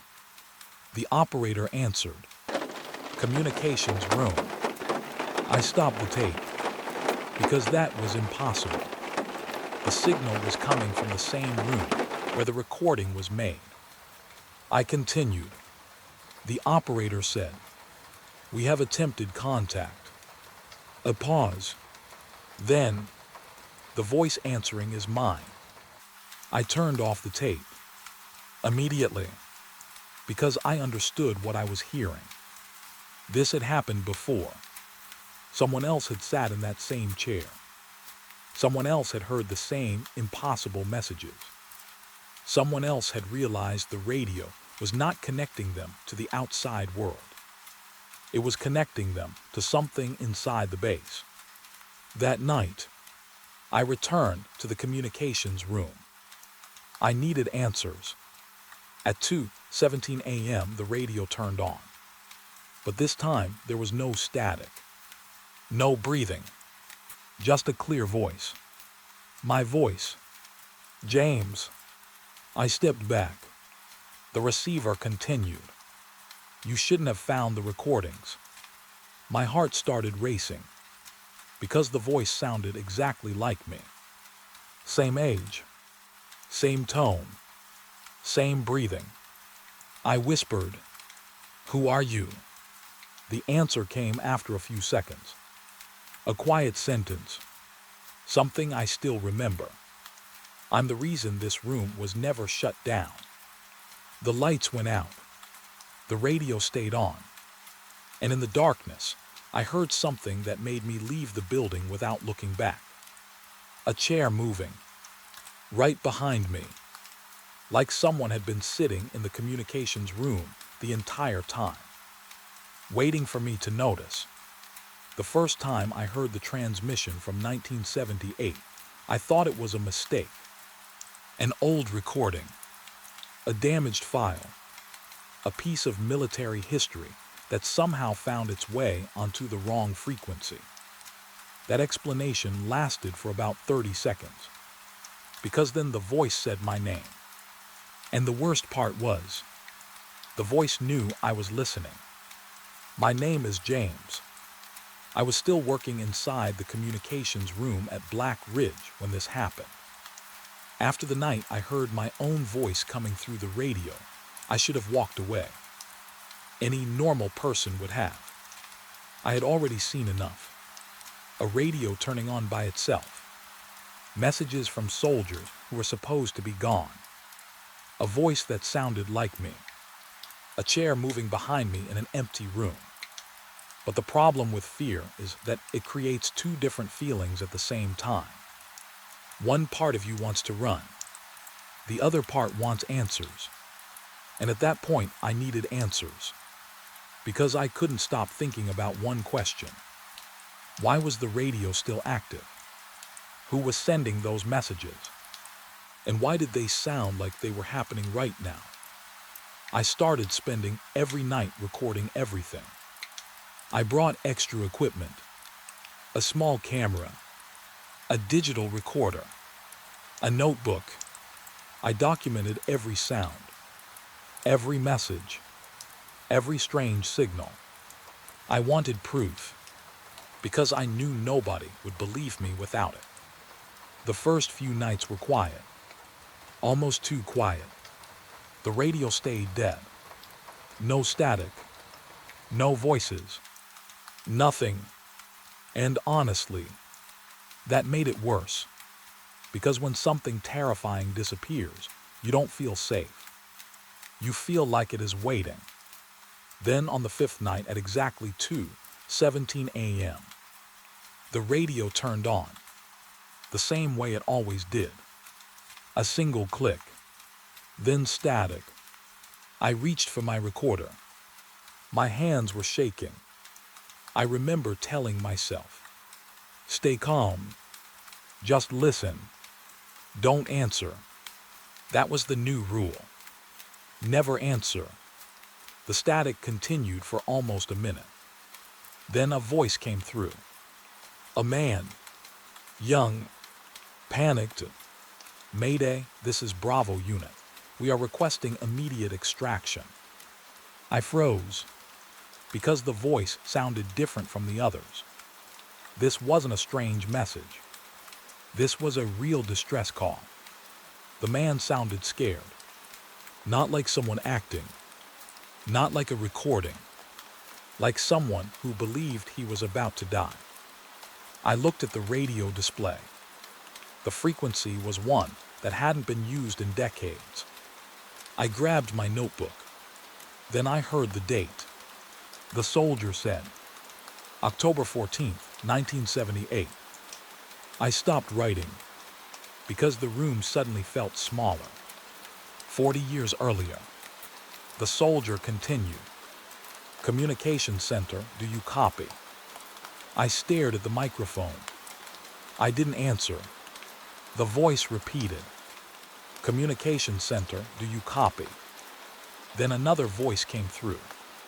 A second soldier. Don't waste your time. Nobody is coming. There was fear in his voice. Real fear. The first soldier responded.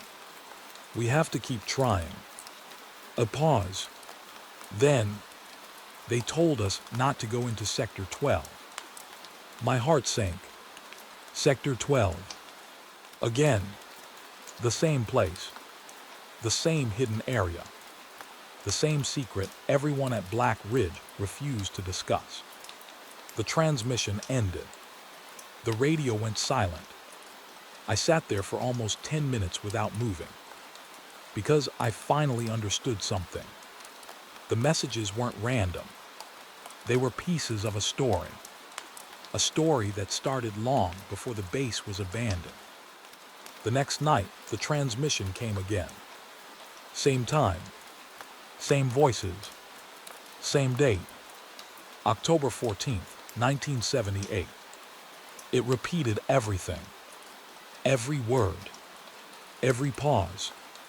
Every breath. Like the radio was trapped in a loop. But then something changed. At the end of the message, after the soldiers stopped talking, someone else spoke. A voice I had never heard before. A deeper voice. Calm. Almost emotionless. It said, "They are listening again." The radio shut off. I didn't sleep that night. The next morning, I searched through the old records. I wanted to find information about 1978, but there was almost nothing. The official history of Black Ridge started in 1982, 4 years after the transmission. 4 years missing, like someone had erased them.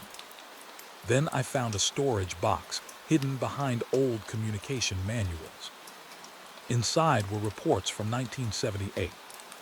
The first page was normal. Training exercises, equipment checks, routine operations. Then the reports changed. The words became shorter, messier, like whoever wrote them was scared. One report said, Unit Bravo has entered restricted area. Another said, personnel refusing to leave. Then the final report. It only had 3 lines. Signal received from inside facility. Personnel responding. Do not allow transmission to continue. I stared at that sentence. Do not allow transmission to continue. But they failed. Because decades later, I was still hearing it. That night, I returned to the communications room. I wanted to know what happened next. At 2:17 a.m., the radio came alive. This time, I was ready. Camera recording. Audio recording. Notebook open. The transmission started. Mayday, this is Bravo Unit. Same words, same voice. But this time, something was different. The soldier sounded closer. Like he wasn't coming through a radio anymore. Like he was standing in the room. I looked around. Nobody. Only darkness. The soldier continued. We have lost 3 men. Static. We are inside the lower tunnels. My hand stopped moving. Lower tunnels. I had never heard anyone mention tunnels beneath Sector 12. The soldier continued. There is something here with us. The radio became filled with static. Then a second voice whispered, "Don't let it hear you." The transmission ended. I immediately checked my recordings. I needed proof. Something I could show someone. But when I played the audio back, my stomach dropped. The recording was not the same. The soldier's voice was there. But behind him was another sound. Breathing. Close breathing. Then my own voice. Whispering, "I know where you are." I threw the recorder across the room. Because I had never said those words. Not that night. Not ever. I called my supervisor. He answered after 1 ring. Like he was expecting me. Before I could speak, he said, "You heard the 1978 transmission." I went silent. "How do you know?" He didn't answer. Instead, he said, "James, you need to leave the building." "Why?" A long pause. Then he said something I will never forget. Because everyone who heard that transmission eventually found the tunnels. My heart started racing. What happened to them? The line went quiet. Then, they found out where the message was coming from. I looked toward the old radio. The lights above it started flickering. Once, twice, then the radio turned on again. But this time, there was no distress call. No soldier. No static. Just one sentence. A voice speaking clearly. A voice I recognized. My own. "James, we are still waiting for you." And that was when I realized something. The transmission from 1978 was not a message asking for help. It was a message leading someone somewhere. And for some reason, after all these years, it had finally found the right person to answer. The signal was coming from a place that did not exist anymore. That was the first thing I wrote in my notebook. Not because I believed it. Because I needed to see the words in front of me. I needed proof that I wasn't losing my mind. The radio inside the communications room was receiving a transmission from a building that had been destroyed almost 40 years earlier. A building that was nothing but concrete and dust. A place that should have been empty. But someone inside was answering. My name is James. And after that night, I stopped thinking of Black Ridge as an abandoned military base. Because abandoned places are supposed to be silent. They are supposed to decay. They are supposed to forget the people who once lived there. But Black Ridge remembered. It remembered the soldiers. It remembered the messages. And somehow, it remembered me. After hearing my own voice come through the radio, I knew I couldn't stay in the communications room and wait for answers. The radio had been trying to guide me somewhere. The question was where. So I went back through every record I could find. Every map. Every report. Every old maintenance document. I spent hours searching for anything connected to the 1978 transmission. Finally, I found something. A damaged blueprint hidden inside a storage cabinet. Most of it was faded, but one section was still readable. Communication Relay Facility, East Wing. I stared at the words. The East Wing. That was impossible, because according to every official map, the East Wing had been destroyed during a fire in 1981, 3 years after the transmission. The building wasn't closed. It wasn't abandoned. It was erased. That word stayed in my head. Erased. Someone didn't just leave that place behind. Someone wanted people to forget it existed. I looked at the blueprint again. There was a small mark beneath the building. A tunnel entrance. A direct connection from the communications room to the destroyed facility. I grabbed my flashlight. I grabbed my recorder. And I went there. I wish I could say I was brave. I was. I was scared the entire time. Every step toward that location felt wrong. Like I was walking towards something that already knew I was coming. The east side of Black Ridge was the most damaged part of the base. Trees had grown through broken walls. Metal beams were covered in rust. The ground was uneven from years of neglect. There was almost nothing left. Almost, because when I reached the location from the blueprint, I found a door, a steel door, buried under dirt and fallen concrete, still locked, still intact. I stood there for several minutes, trying to understand what I was seeing. The building above it was gone, but the door remained, like someone had protected whatever was underneath. I used the emergency key from the communications office. The lock opened immediately. That scared me. A door that hadn't been touched in decades should not open like it had been waiting. Inside was a narrow hallway. The air was cold. The walls were covered in old military markings. Some were faded. Some looked new. I followed the tunnel deeper. The farther I went, the stronger the radio signal became. I could hear it before I reached the room.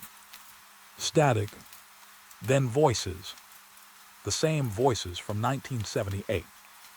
I stopped walking because I realized something. The transmission wasn't coming from the radio in my hand. It was coming from ahead of me.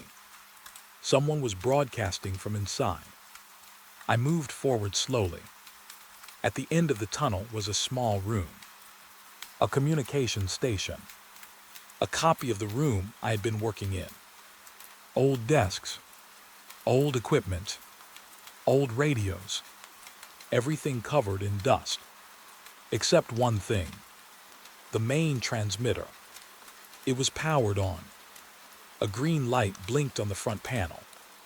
Slowly, patiently, like it had been running the entire time. I walked closer. The radio was already transmitting. I heard the soldier's voice. "Mayday, this is Bravo Unit." I looked around the room. My skin felt cold, because the voice wasn't coming from a recording. It was live. I could hear the man breathing. I could hear movement behind him. Then another voice. A soldier. Someone answered. The first soldier replied. "Who?" A pause. Then, communications. My heart started pounding, because I understood. They weren't talking about someone outside. They were talking about me. The transmission continued. A voice whispered, "Tell him not to come here." Then another voice said, "He already has." The radio went silent. I stepped away, because that sentence wasn't from 1978. That sentence was for me. I turned toward the exit. Then I heard footsteps. Behind me. Slow. Heavy. Military boots. The same sound from Barrack 6. I didn't turn around immediately. I stood there frozen. because every part of my body was telling me the same thing. Don't look. Don't look. But fear has a strange effect. Sometimes it makes you run. Sometimes it makes you curious. I slowly turned. The room was empty. No soldier. No person. Nothing. But the chair beside the transmitter was moving. Back and forth. Like someone had just stood up. I grabbed my recorder and ran. I didn't stop until I reached the outside. When I returned to the communications room, I checked the recording. I needed to know what I captured. At first, it sounded normal. The transmission, the voices, the static. Then near the end, I heard something else. A voice behind me, speaking quietly, not through the radio, not from the tunnel, from the room where I was standing. The voice said, "You found the door." I turned around. Nobody was there, but the recording continued. The voice spoke again, this time clearer. "You opened it." I shut off the recorder because I remembered something Frank told me. The rules weren't warnings. They were instructions. People before me had made mistakes. They had answered. They had followed the signal. They had found the door. And now I had done the same thing. The next morning, I confronted my supervisor. I placed the blueprint on his desk. I placed the recording beside it. I asked one question. What is inside Sector 12? He didn't pretend anymore. He didn't avoid the answer. He just looked tired, like he had been waiting for this conversation for years. Finally, he said, "Something the military couldn't destroy." I felt my stomach tighten. "What does that mean?" He looked at the window. Black Ridge was shut down because they lost control. Control of what? He stayed silent. Then he said, "The first mistake was answering the radio." I remembered the voice. My voice. The messages. The soldiers. What was the second mistake? My supervisor looked directly at me. Following it, that night I returned to the communications room for the last time. I knew I should leave. I knew I should walk away. But there was one thing I still didn't understand. Why me? Why had the radio chosen me? At 2:17 a.m., the transmitter turned on. But this time, there was no distress call. No soldier. No static. Only a single message. A calm voice. Waiting. "James." I didn't answer. The voice continued. "We know you found the room." The lights flickered.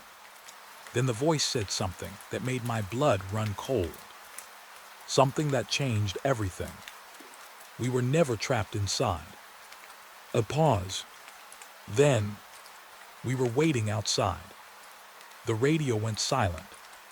And for the first time since I arrived at Black Ridge, I heard footsteps coming from the hallway. Not above me. Not behind me. Coming toward the door. The last message I received from the radio was not a warning from someone else. It was a warning from me. That is the part I still struggle to explain. Because I know my own voice. I know the way I breathe between words. I know the small pauses I make when I am afraid. And that voice was mine, but I had never recorded it. I had never said those words. And somehow, the radio was playing a message from a version of me that knew exactly what was about to happen. My name is James. And by that point, I had stopped asking whether Black Ridge was dangerous. I already knew it was. The real question was something much worse. Why was it trying so hard to bring me closer? After the footsteps reached the communications room, I left the building. I didn't grab my equipment. I didn't shut down the systems. I didn't even lock the door.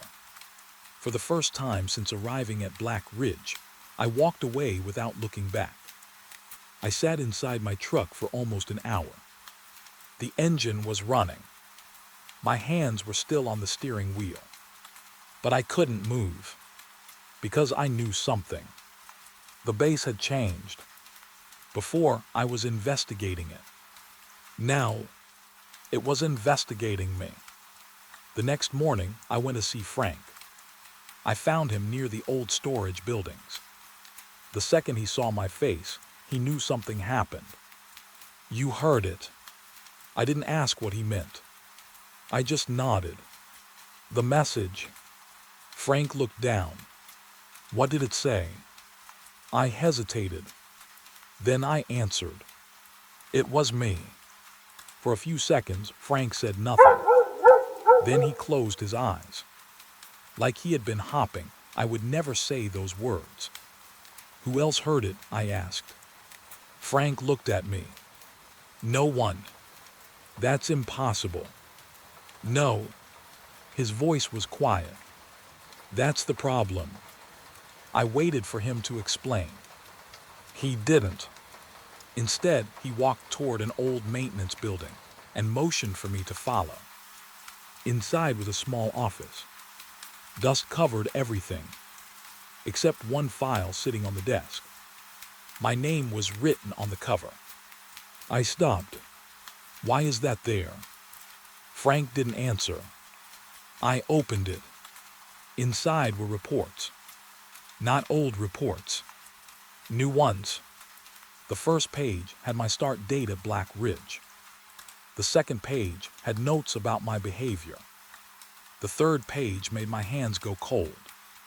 It was a transcript.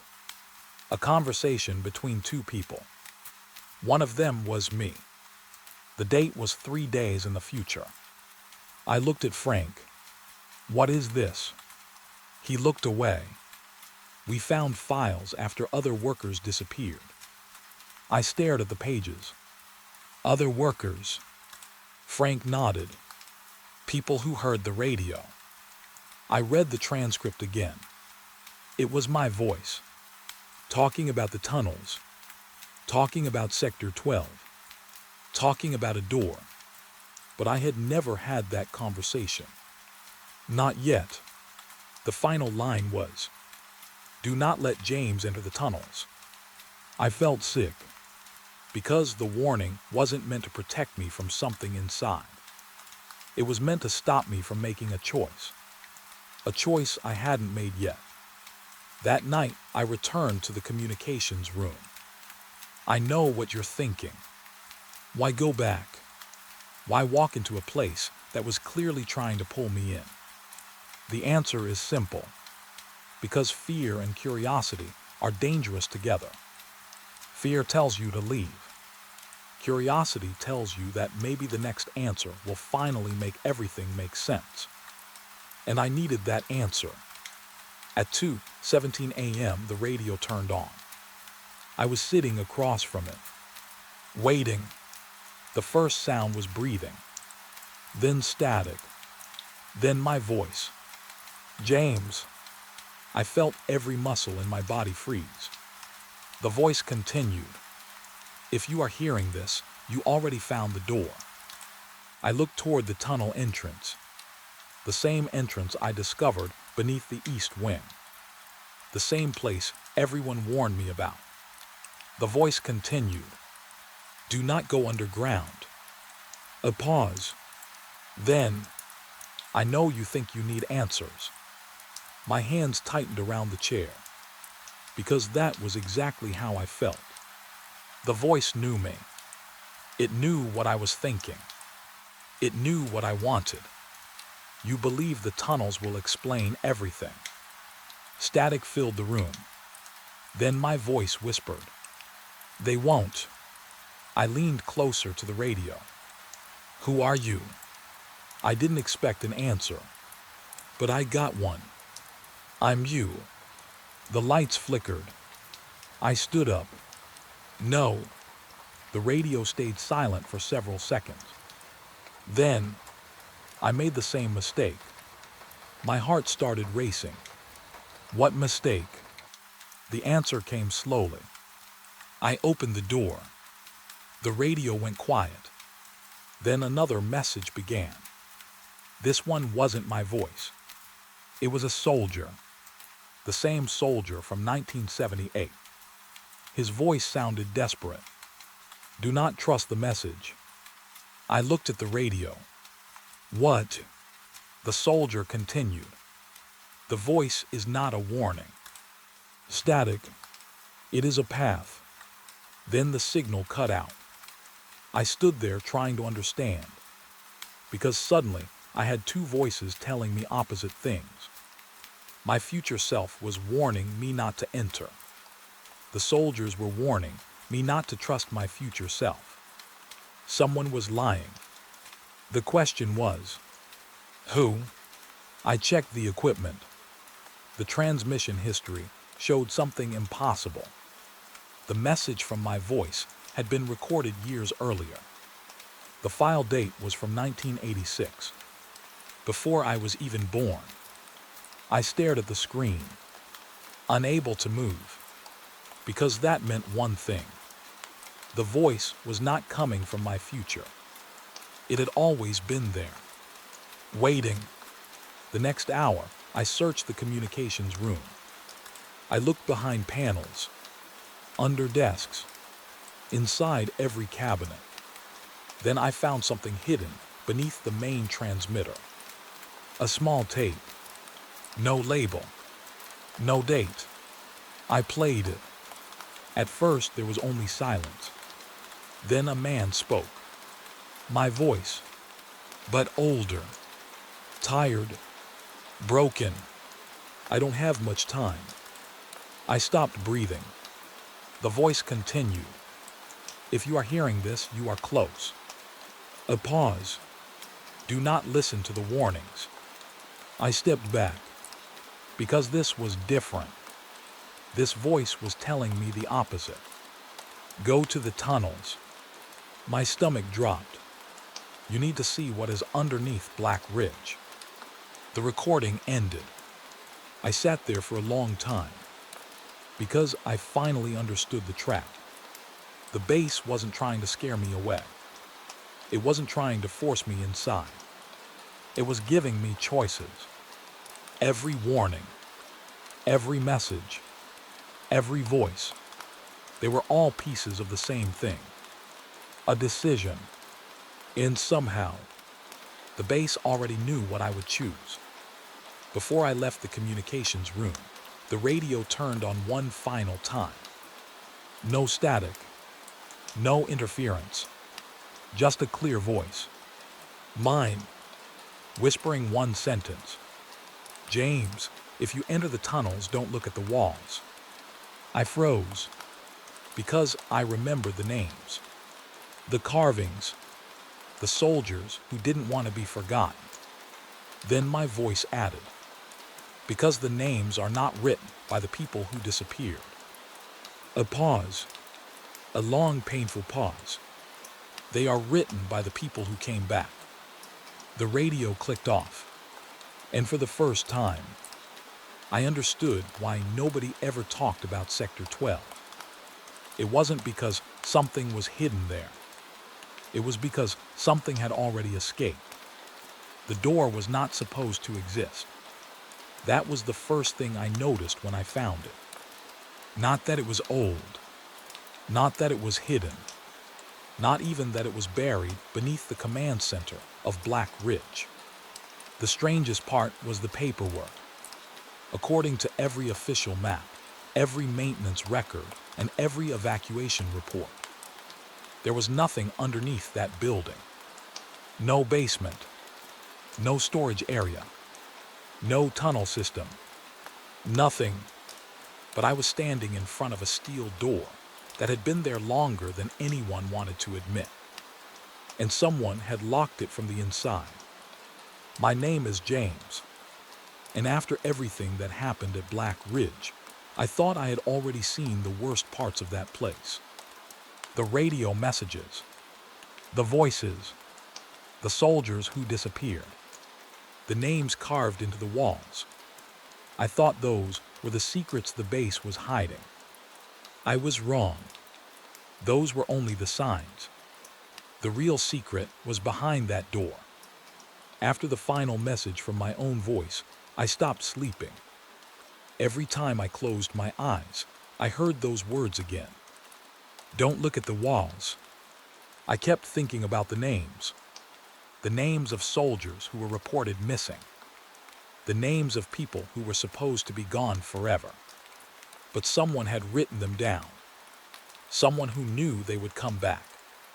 I needed answers, so I started looking through the old command center records. The command center was the heart of Black Ridge. That was where every decision was made, every mission, every evacuation, every emergency. If something strange happened at the base, there was a record somewhere inside that building. At least that was what I believed. I spent hours searching through old cabinets. Most files were damaged. Some pages were completely removed. But near the back of a forgotten storage room, I found something strange. A folder with no label, no date, no department name. Inside were old security reports. The first page was from 1978, the same year as the first distress transmission. The report described a restricted lower access area. I read the sentence again. Restricted lower access area. But there was no lower level on any map. The next page was missing. The next 5 pages were missing. Someone had taken exactly the information I needed. That was when I noticed something written on the inside cover. A handwritten note. Only one sentence. Do not open what they sealed. I stared at those words for a long time, because I recognized the handwriting. It was the same style as the notes left by previous guards. The unofficial rules. The warnings nobody admitted writing. And that meant someone else had found this place before me. Someone else had stood where I was standing. The question was, what happened to them? I returned to the command center after midnight. I don't know why I chose that time.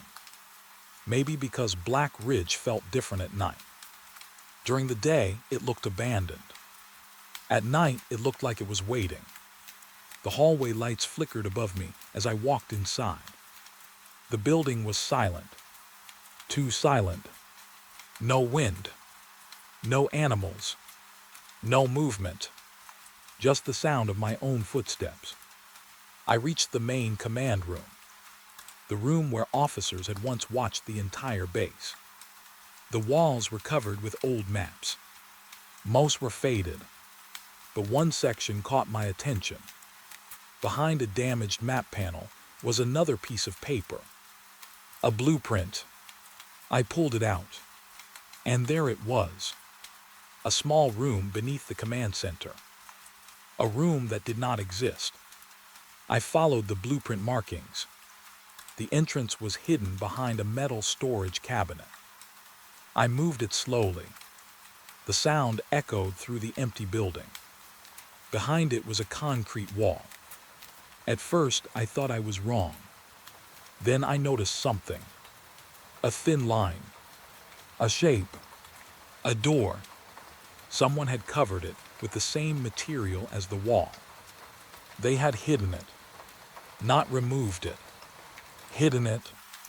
I ran my hand across the surface. The metal was cold, and scratched into the center were several words. Sector 12 access. My stomach dropped, because I had heard that name before. Everyone avoided Sector 12. Nobody explained why. They just warned me. Stay away.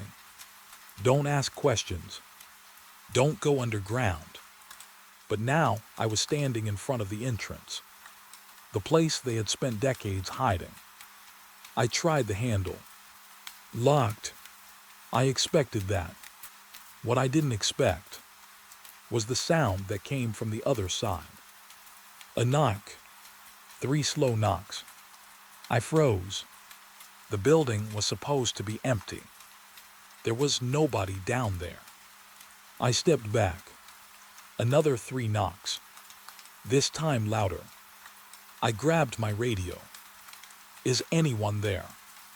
I immediately regretted saying it, because I remembered the rule. Never answer voices coming from empty places. But it was too late. The radio crackled, and a voice responded. Finally, I stopped breathing. The voice was old, weak, like someone who had been waiting a very long time. Who is this? I asked.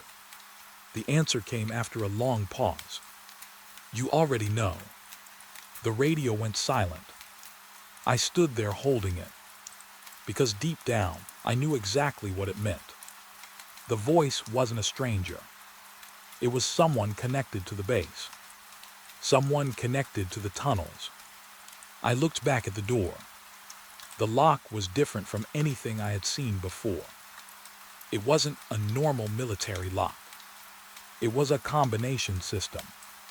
I searched the nearby walls. Then I found something. A small metal plate, covered in scratches. Numbers had been carved into it. Not random numbers. Dates. Then one more. The current year. My year. Someone had added that number recently. Someone knew I would find the door. My hands started shaking, because suddenly I understood something. The base wasn't abandoned. Not completely. The people who built Sector 12 were gone. But whatever they left behind was still active. I stepped away from the door. I wanted to leave. Every part of me wanted to walk out and never return.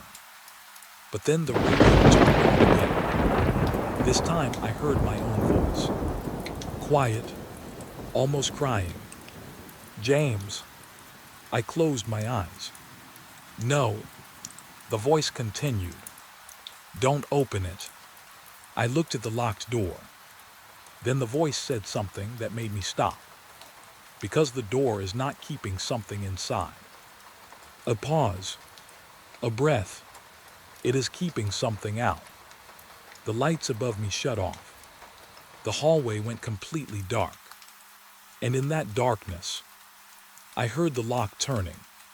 Slowly. From the other side. I stood frozen, watching the handle move. Someone was opening the door. Not from my side. From inside Sector 12. And the last thing I heard before the door opened was a whisper from behind it. A voice that sounded exactly like mine. Thank you for finally letting me out. The first thing I noticed was that the tunnel was longer on the way back. At first I thought it was fear. I thought my mind was playing tricks on me. That happens when you spend too much time in dark places. Your eyes make mistakes. Your memory becomes unreliable.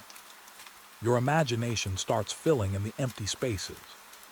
But what happened beneath Black Ridge was not my imagination. Because I marked the walls. I counted my steps. I left proof behind. And somehow, the tunnel still changed. My name is James. And after the door beneath the command center opened, I should have run. Every normal person would have. I had already seen enough. The impossible radio messages. The voices pretending to be soldiers.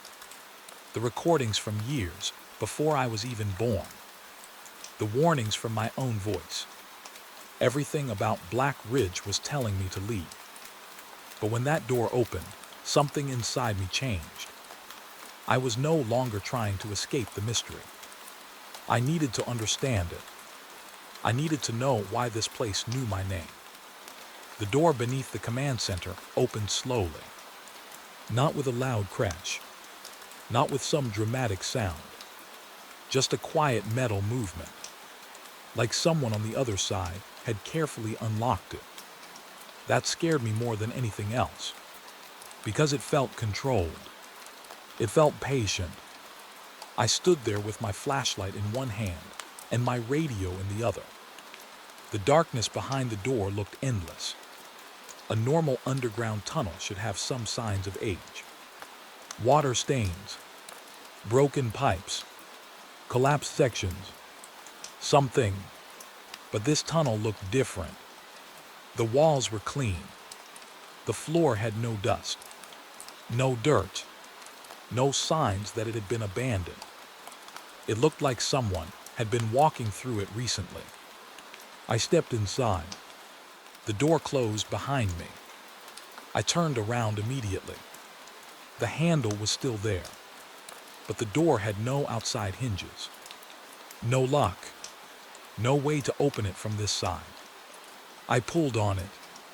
Nothing happened. That was when I realized something. I wasn't entering Sector 12. I was being allowed into it. The tunnel stretched forward. The walls were covered with old military markings. Numbers, arrows, warning symbols. But some of them looked wrong. The dates didn't match. One section was marked 1978. A few feet later, another sign said 1994. Then another said 2012. Years that made no sense together. I walked slowly. Every sound echoed. My own footsteps followed me. Or at least, I thought they were my own. After about 5 minutes, I heard another set of steps. Behind me. Slow, heavy, military boots. I stopped. The footsteps stopped. I moved forward. They followed. I turned around quickly. Nothing. Only the empty tunnel. I raised my flashlight. The beam moved across the walls. That was when I saw the first message. Carved into the concrete. 3 words. Do not follow. I stared at it. Because the message was fresh. The cuts in the concrete were sharp. New. Someone had written it recently. I touched the marks. Dust fell from my fingers. Then my radio turned on. Static filled the tunnel. A voice whispered, "James." I froze. Not because I was surprised. By then, I expected the radio to speak. I froze because I recognized the voice. It was Frank, the old guard who had warned me about Black Ridge. "James, get out." I grabbed the radio. Frank, no answer. Only static. Then the voice returned. "Don't trust the tunnel." My flashlight flickered. The tunnel ahead suddenly looked different. I blinked. For a second, I thought I saw a hallway that wasn't there before. A different hallway, with different walls, different markings. Then it was gone. I stood still, trying to understand what I had seen. That was when I noticed something on the floor. A piece of paper. Old. Folded. I picked it up. It was a map. Not an official map. A hand-drawn map. Someone had created it while exploring the tunnels. I opened it. The first thing I noticed was the writing. The handwriting was mine. I dropped the paper. I stared at it. My hands started shaking, because I knew that handwriting. The same handwriting from the notes. The same handwriting from the warnings. But I had never made that map. The map showed the tunnel system. Except the tunnels were impossible. They crossed over themselves. A path that went straight somehow connected back to the beginning. A hallway led outside the base. Another path went underneath the base. And one section was marked with one word. Home. I looked up. The tunnel ahead was silent. Then I heard something. A voice. My voice. Coming from deeper inside. James. I didn't answer. The voice continued. You're almost there. I stepped backward. Because I remembered the rules. Never answer. Never follow. Never trust the voices. But then something happened that I still cannot explain. The voice said something only I would know. Something about my childhood. Something nobody at Black Ridge could have known. My hand tightened around the flashlight. Because suddenly I had a new question. Was the voice trying to trick me? Or was it actually me? I continued walking. Not because I trusted it. Because I needed to know. The tunnel started changing. I noticed it slowly. At first, small things. The walls became newer. The military markings disappeared. The floor changed from concrete to metal. The air became warmer. Then I saw a door. A normal house door. Not a military door. Not a security entrance. A wooden door. Standing alone in the middle of the tunnel. That was impossible. I walked closer. The door had a small nameplate.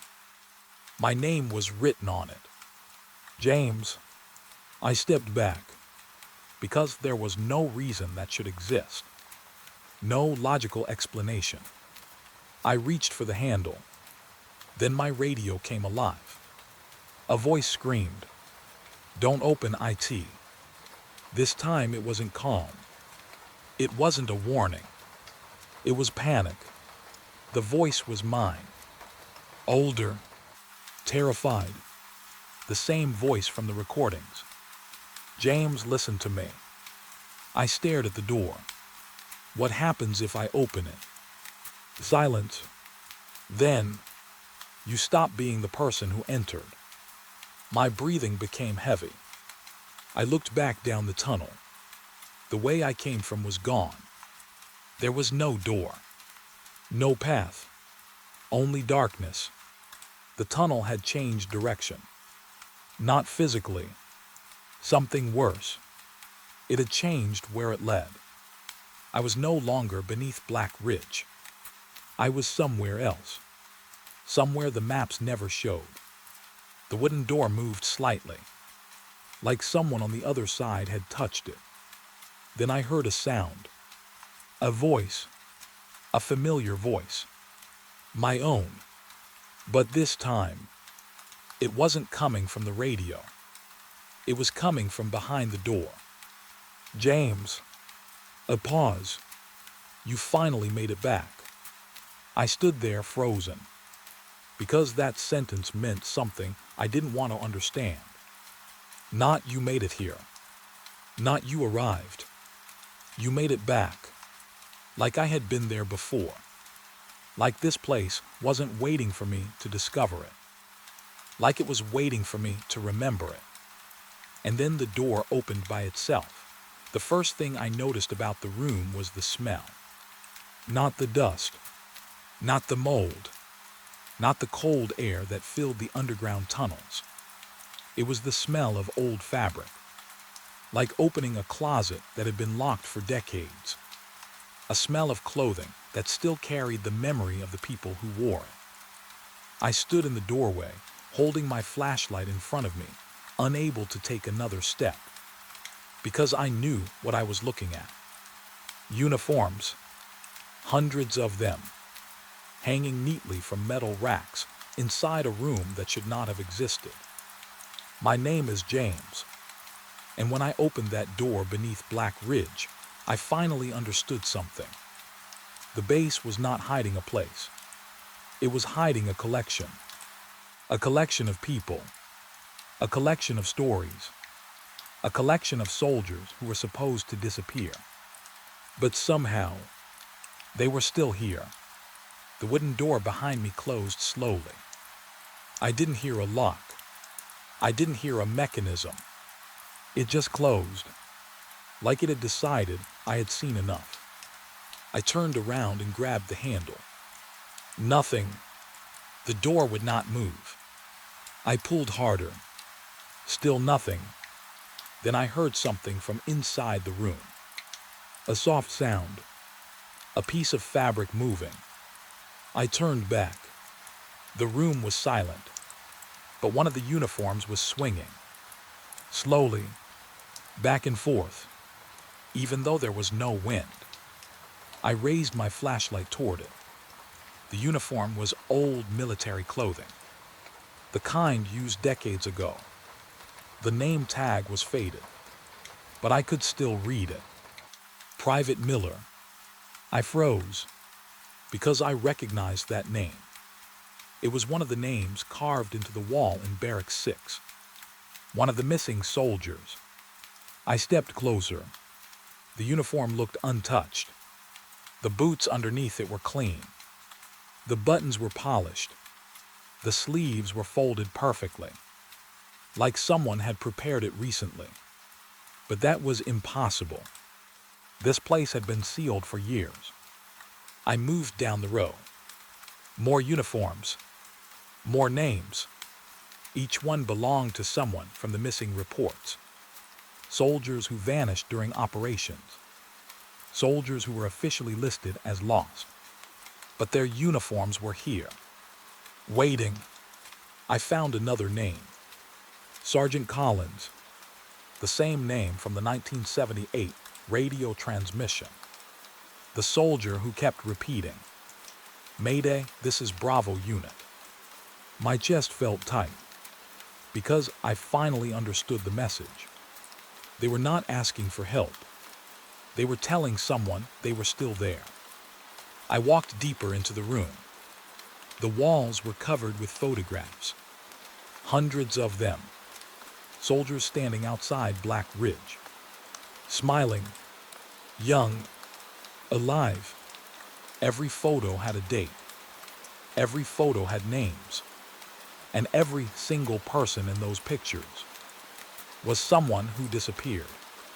I reached for one photograph. A group of soldiers standing near the command center. I looked closer. My hands started shaking, because standing in the back row was someone who should not have been there. Frank, the old guard, the man who warned me about Black Ridge. The picture was from 1981. Frank looked younger, but it was him. I dropped the photo. My mind started racing. How could Frank be there? How could he know about this place? How long had he been connected to Black Ridge? Before I could answer those questions, the radio on my belt turned on. Static, then a whisper. "Don't touch the uniforms." I slowly lifted the radio. The voice was not my own. It was a soldier. "Who is this?" I asked. The answer came quietly. "Someone who made that mistake." I looked at the uniforms. What happened? The radio crackled. "They aren't memories." A pause. "They are replacements." I felt a chill move through my body. What does that mean? No answer. Only static. Then the soldier spoke again. "Look at the names." I turned toward the racks. At first, I didn't notice anything. Then I saw it. The name tags. Some were different. The names had changed.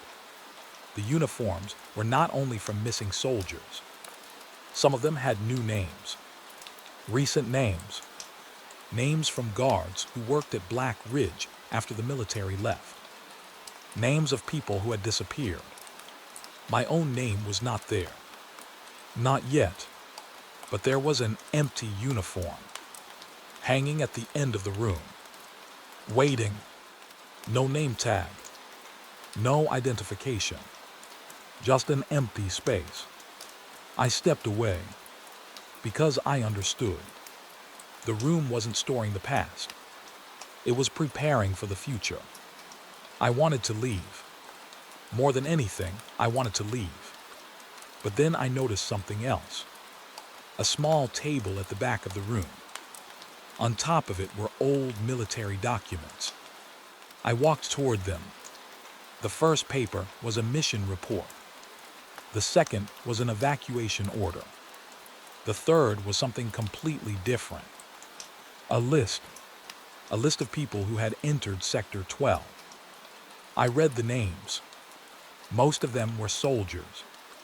Some were scientists. Some were guards. Then I saw the last name. James Carter. My name. The date beside it was tomorrow. I stared at the paper. My breathing became heavy, because I finally understood why the base had been guiding me, why the radio knew my name, why the tunnels changed. It wasn't predicting what would happen. It was recording what had already happened, or what was going to happen. I didn't know which answer scared me more. I grabbed the document and stepped backward. Then the room changed. Not dramatically. Not like a movie. Just small things. The lights above me flickered on, one by one. And suddenly I noticed something. The uniforms were not empty anymore. Not all of them. Some had people standing inside. Motionless. Silent. Their backs facing me. My flashlight shook in my hand. I wanted to run. I wanted to scream. But my body wouldn't move. Then one of them turned around. Slowly. The face was hidden in shadow. But the voice was clear. James. My blood went cold.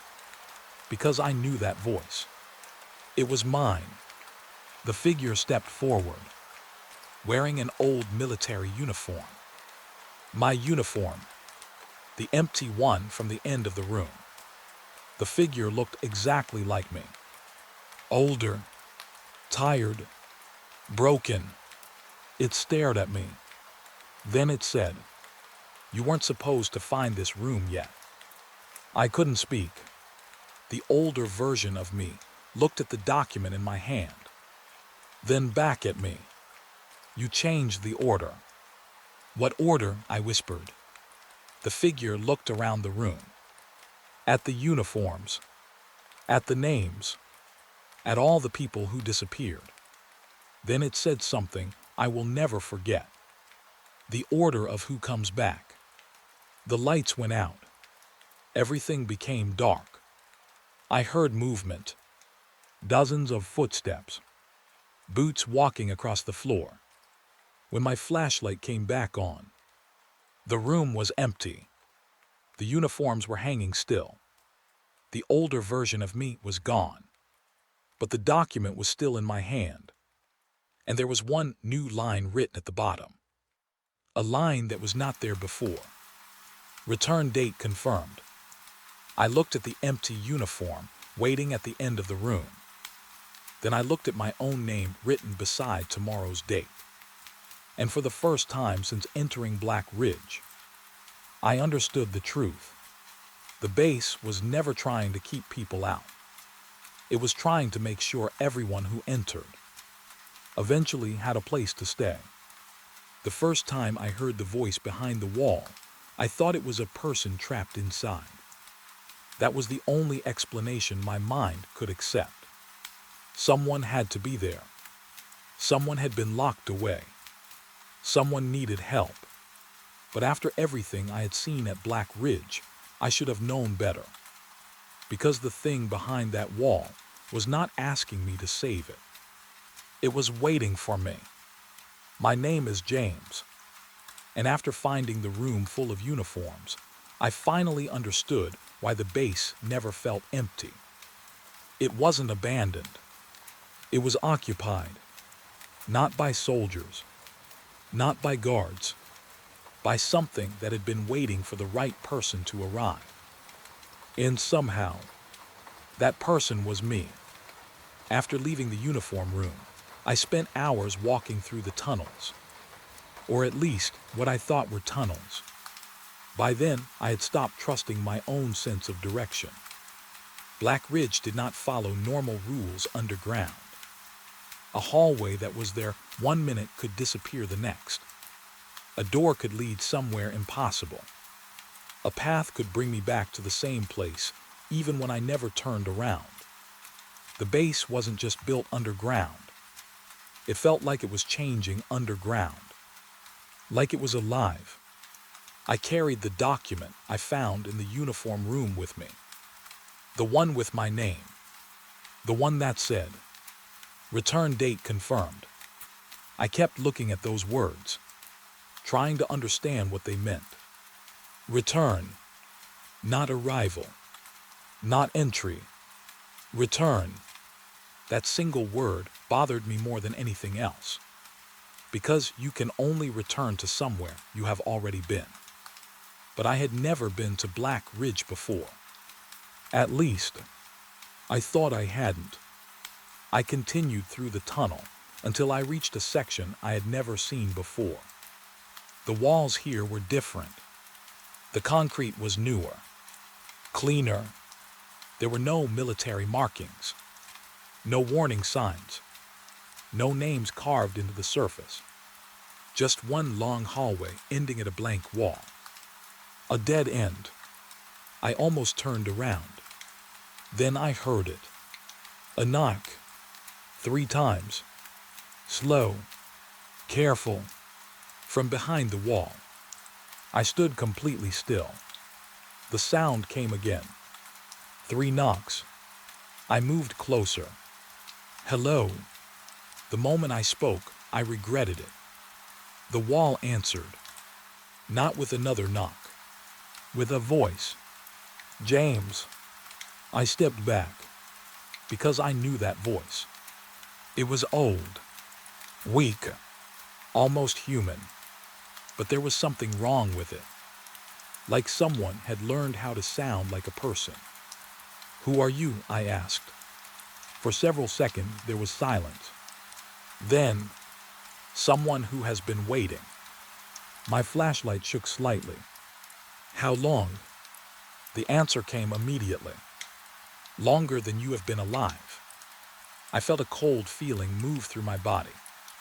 I looked around the hallway. There was no door, no opening, no way anyone could be behind that wall. But the voice continued. "You found the uniforms." I froze. "How do you know that?" A quiet laugh came from the other side. Not a happy laugh, a tired one, because I watched them being placed there. I moved closer to the wall. "Who are you?" The voice became quieter. Someone who was left behind. I thought about the soldiers, the missing men, the names on the walls, the voices from 1978. "You're one of them." A pause. Then, "No." The answer was simple, but it scared me more. "Then what are you?" The wall stayed silent. For a moment, I thought the conversation was over. Then the voice whispered, "The reason they closed the base." I stepped away, because suddenly every warning made sense. The military didn't abandon Black Ridge because something went wrong. They abandoned it because they found something. Something underground. Something they couldn't remove. Something they couldn't control.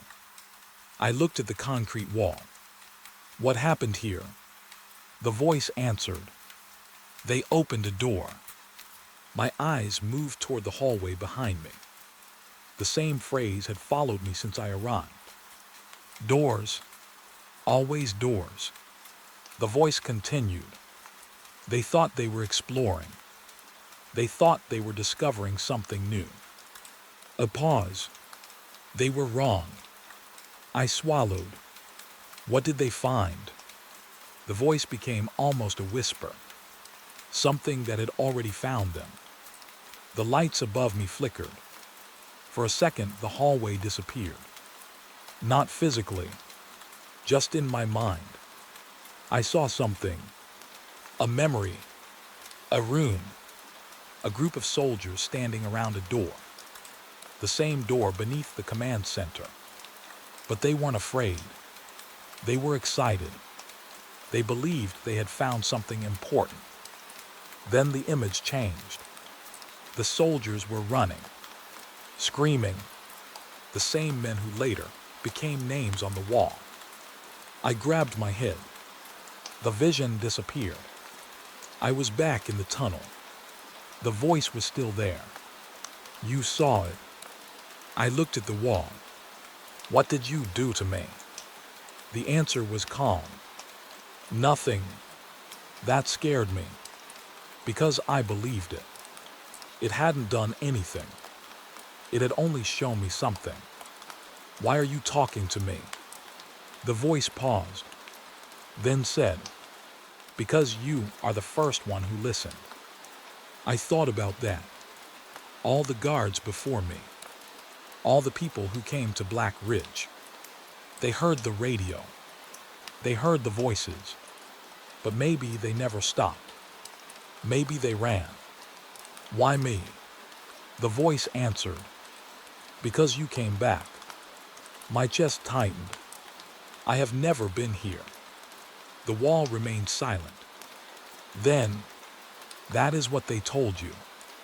I didn't speak, because that sentence opened a door in my mind that I didn't want to open. The memories, the strange familiarity, the way the tunnels seemed to know where I was going, the way my own voice appeared in recordings. Maybe the base wasn't learning about me. Maybe it was remembering me. I looked down at the document in my hand, the one with my name, the one dated tomorrow. Who wrote this? The voice replied, you did. I felt my stomach drop. No. Yes. Went. A long silence. Then, after you opened the final door, I stared at the wall. There's another door. The voice did not answer. And somehow that was worse, because silence from that wall always meant one thing. There was something it wasn't telling me. I walked along the concrete surface, searching. My flashlight moved over the wall. Then I saw something. A small crack, almost invisible. I touched it. The concrete was loose. Behind it was metal. A hidden door. Again, always another door. I stepped back. The voice behind the wall spoke softly. Don't open this one. I looked at the hidden door. That's the first time you told me not to. Yes. Why? The voice became quiet. Because for the first time, it sounded afraid. Because the others are trapped inside. A pause. And this one is trapped outside. I didn't understand. Not then. But I would. Because as I stood there, staring at that hidden entrance, something moved behind the concrete. Not a sound. Not a shadow. A shape. Like someone standing on the other side. Waiting. Then the voice whispered one final thing. James. I looked at the wall. Yes. The answer came slowly. Whatever you do. The lights went out. Do not let yourself in. And in the darkness, I heard the sound of a door unlocking. Not in front of me. Not behind me. Inside the wall itself. And then something on the other side whispered my name. Not like it had just learned it. Like it had been saying it for years. The first thing I noticed was that the base was too quiet. Not normal quiet. I had worked night security for years before Highway 37. I knew what empty buildings sounded like. I knew the small noises that came with old walls, broken pipes, and abandoned rooms. A building always moved a little. It breathed in its own way. But that place felt like it was holding its breath. When I drove away from the base that morning, I never looked in the rearview mirror. Not once. Because I already knew what I would see. The old military buildings standing behind the fence. The dark windows. The empty watchtowers. And maybe someone standing there watching me leave.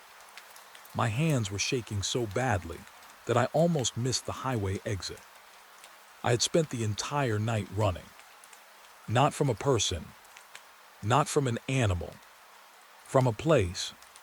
And after everything I saw under that base, I finally understood why nobody wanted to talk about Highway 37. The base was never abandoned. It was buried. And there was a difference. For 3 days after I left, I barely slept. Every time I closed my eyes, I heard that voice again. The one behind the concrete wall. Please don't leave me here. I still remembered the sound. Not because it was scary, because it sounded human. That was the worst part. If it had been some monster, some impossible thing, maybe my mind could have accepted it. But it sounded like someone trapped in a place where nobody was supposed to exist. Someone waiting. Someone who had been waiting for decades. The official story about the base was simple. At least that's what the public was told. The military installation on Highway 37 was closed in the late 1970s because of budget cuts and restructuring. Buildings were emptied. Equipment was removed. Personnel were transferred. Case closed. That was the story. But the more I learned, the more holes I found. Because buildings don't get sealed shut when they are simply abandoned. People don't remove every map except the ones showing underground areas. And they definitely don't leave guards behind with handwritten rules telling them not to answer voices coming from empty buildings. A week after I escaped, I contacted a retired military officer who had once worked near the base. I found his number through an old security contractor. At first, he didn't want to speak. The moment I mentioned Highway 37, there was a long silence. Not a confused silence, a worried one. Like I had opened a door he spent years trying to keep closed. Finally, he asked me one question. Did you go below Sector 12? I didn't answer immediately, because I knew exactly what he meant. The underground tunnels, the missing door, the place that wasn't on any official map. How do you know about that? I asked. His response made my stomach drop. Because that was the reason the base disappeared. I sat there holding the phone, unable to speak. I expected him to laugh. I expected him to tell me it was some old military rumor. He didn't. Instead, he started telling me about something that happened before the shutdown. Something buried beneath the base. According to him, the military had been using Sector 12 for experimental communication research. At least that's what they called it. They were studying underground signal systems, deep range transmissions, radio frequencies that could travel through layers of rock and metal. At first, everything was normal. Engineers built underground rooms. They installed equipment. They tested communication devices. Then they started receiving messages. The problem was, the messages were coming from inside the mountain. Not from outside. Not from another station. From somewhere below them. The first messages were short, broken, almost impossible to understand. Static, numbers, coordinates, names. Then came the voices. Soldiers. The officer told me the first recorded voice belonged to a man named Daniel Mercer, a communications specialist. He was stationed there during the final year before the shutdown. His job was to monitor signals. One night he received a distress call. The voice on the radio identified itself as another soldier from the same base. The only problem was, That soldier had died 3 weeks earlier. I remember feeling cold when I heard that, because I thought about the radio room, the old equipment turning on by itself, the transmission I heard, the voice saying things only someone inside the base could know. The officer continued. After that first incident, more voices appeared. Some belonged to missing soldiers. Some belonged to men who were still alive. And some belonged to people nobody could identify. The military tried shutting everything down. They cut power. They removed equipment. They sealed tunnels. But the transmissions continued. Every night. At the same time. From beneath the base. That was when they stopped treating it like an accident. They treated it like something dangerous. Something that needed to be contained. The reason the base was closed wasn't money. It wasn't politics. It wasn't budget cuts. The base was sealed because they found something underground. Something they didn't understand. I asked him the question I had been afraid to ask. What was it? The line went silent. For several seconds, I thought he had hung up. Then he spoke. I don't know, but the way he said it told me he knew more than he admitted. I only know what they told us. What did they tell you? His voice became quieter. They told us there was a room beneath Sector 12 that wasn't built by the military.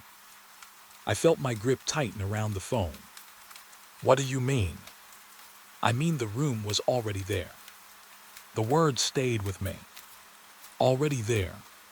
The tunnels, the hidden door, the walls, the strange markings, the room full of uniforms.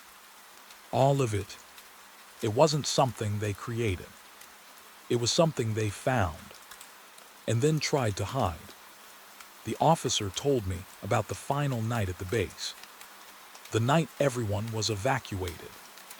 Not transferred. Not relocated. Evacuated. Like there was an emergency. Like they were leaving something behind. He said the last group of soldiers received one final order. Leave everything. Do not retrieve equipment. Do not enter Sector 12. Do not answer any communications from underground. Then he said something I will never forget. Your story isn't the first one. I felt my heart sink. What do you mean? There were others. Other guards. Other contractors. People who went there after the shutdown. People who heard things. Saw things. Then disappeared from the records. I asked him why nobody ever reported it. His answer was simple. Because nobody believed them. And maybe that was the point. Maybe the base didn't need to keep people away with fences. Maybe it only needed people to think the stories were impossible. Because impossible things are easy to ignore. A month after I left Highway 37, I received an envelope. No return address. No name. Inside was a single photograph. It showed the underground room beneath Sector 12.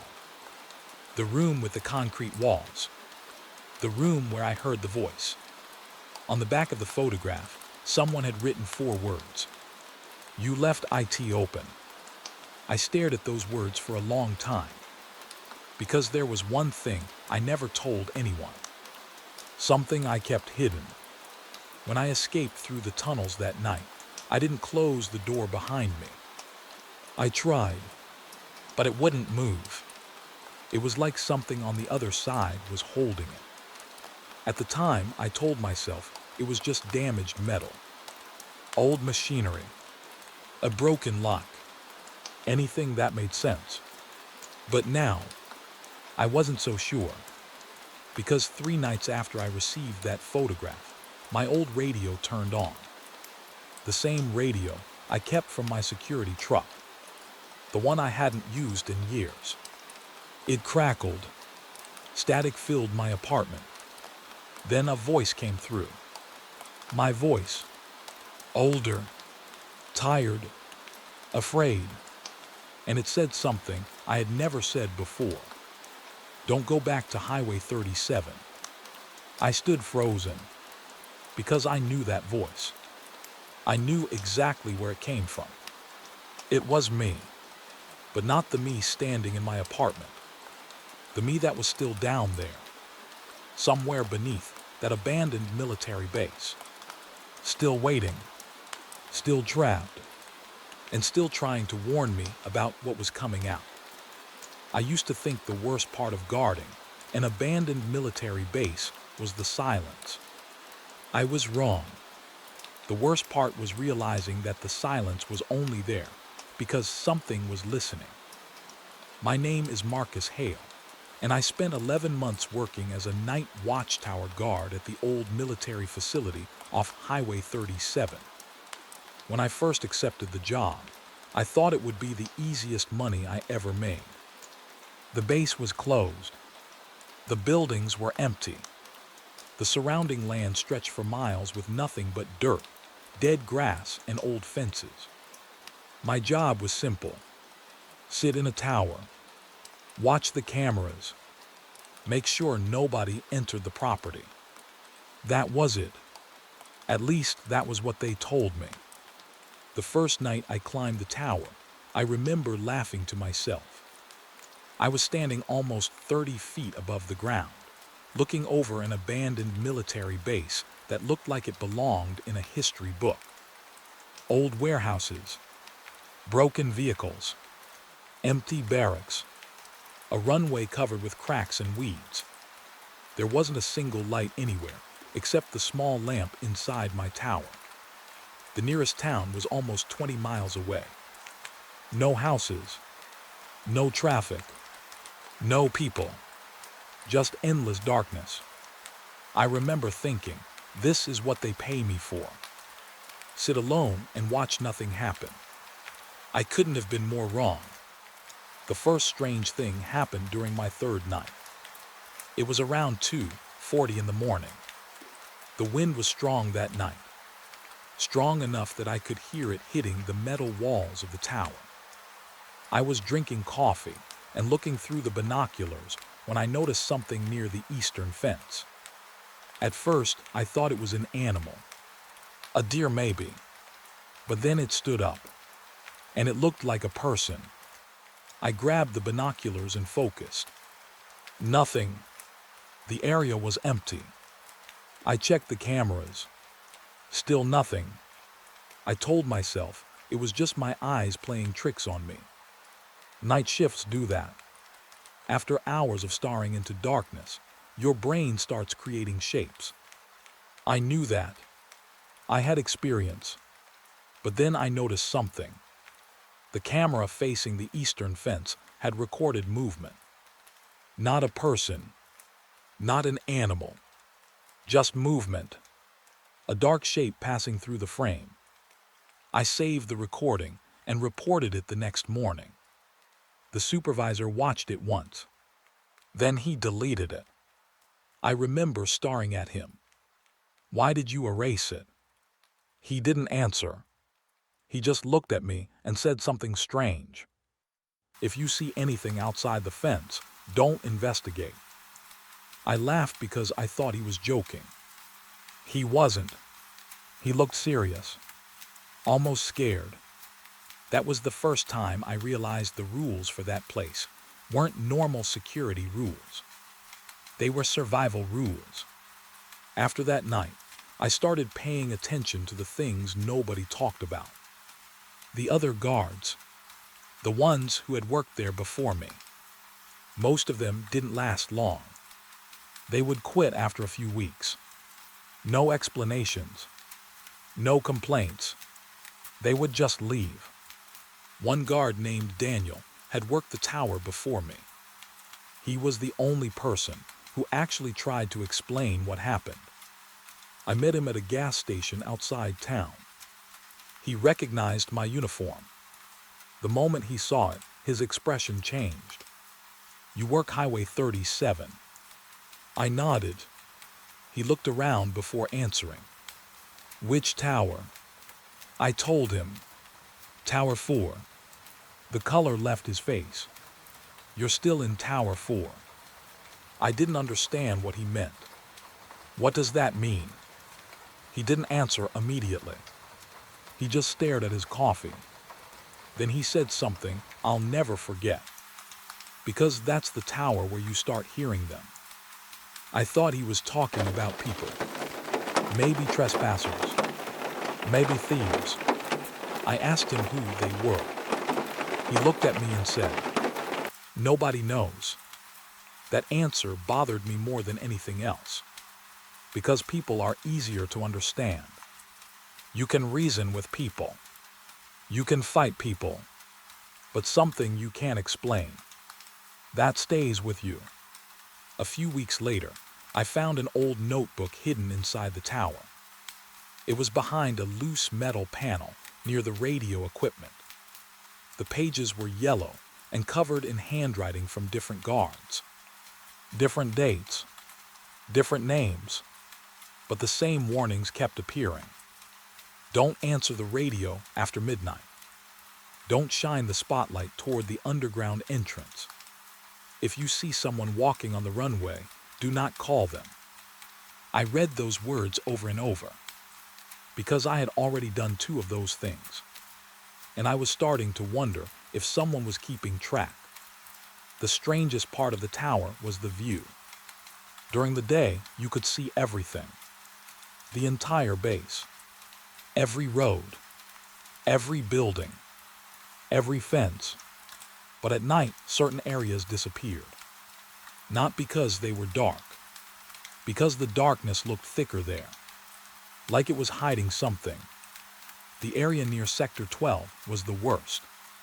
Nobody ever explained what Sector 12 was. The official maps showed an empty section of land. But from my tower, I could see an old concrete structure buried halfway underground.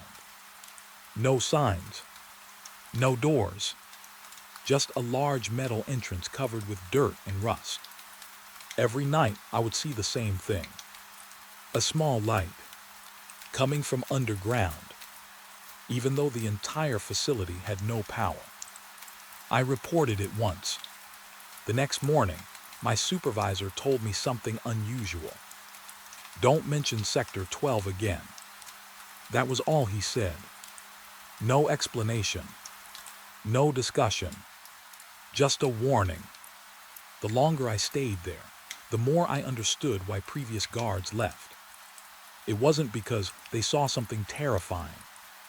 It was because they saw something they couldn't forget. There was one night that changed everything for me. It was my final week working at the base. A storm had moved in. The clouds were low. The wind was shaking the tower. Around midnight, the power to my cameras went out. Every screen turned black. I grabbed the radio and called the control office. No answer. I tried again. Nothing. Then the radio clicked. Static filled the speaker. At first, I thought someone was responding.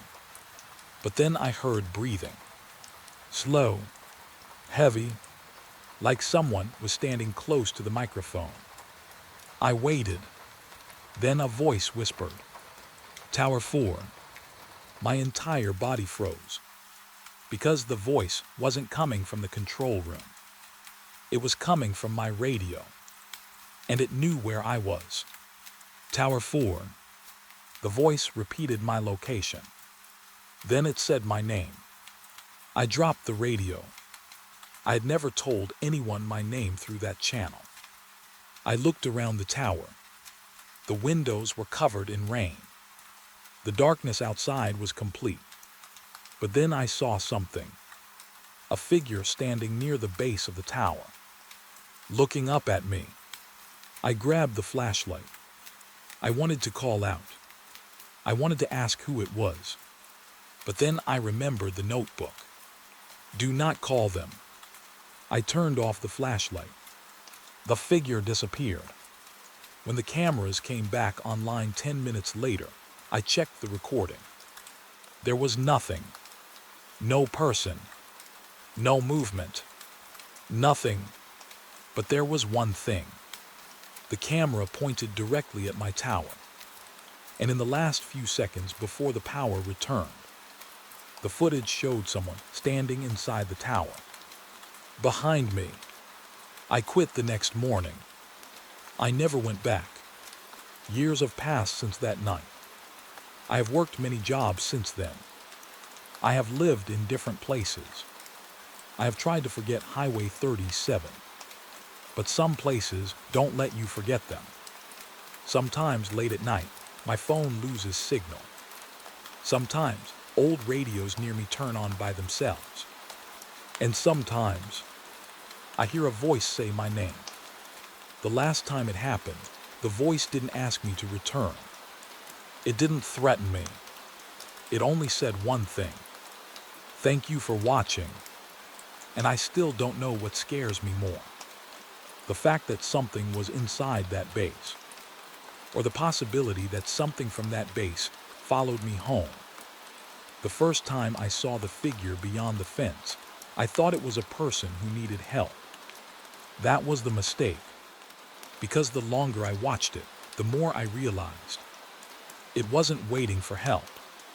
It was waiting for me to notice.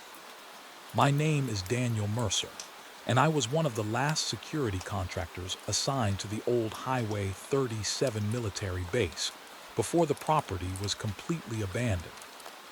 I had heard the stories before I took the job. Everyone had. People talked about strange radio signals, missing guards, lights turning on inside empty buildings. But I never believed any of it. I was the kind of person who needed proof. I needed to see something with my own eyes before I accepted it. And for the first few weeks, I saw nothing. The base was exactly what I expected. Old, quiet, dead. The fences were covered in rust. The buildings were falling apart. The roads were cracked and covered with weeds. During the day, it almost looked peaceful, like a forgotten piece of history. But nighttime was different. At night, the base felt like it remembered something. The first time I saw the figure was during my second month there. It was around 3:15 in the morning. I was sitting inside the security office reviewing camera footage when I noticed movement near the northern fence. At first, I thought it was a deer. Animals crossed the property all the time. The fence was old. Some sections were damaged. But then the shape stopped and stood upright. I leaned closer to the monitor. The camera quality was terrible. Black and white. Grainy. The figure looked like a person. Tall. Thin. Completely still. I grabbed the radio and called the night supervisor. There's someone near the north perimeter. No answer. I tried again. Nothing. That was strange. The radios worked perfectly every other night. I grabbed my flashlight and walked toward the fence. The closer I got, the more uncomfortable I became.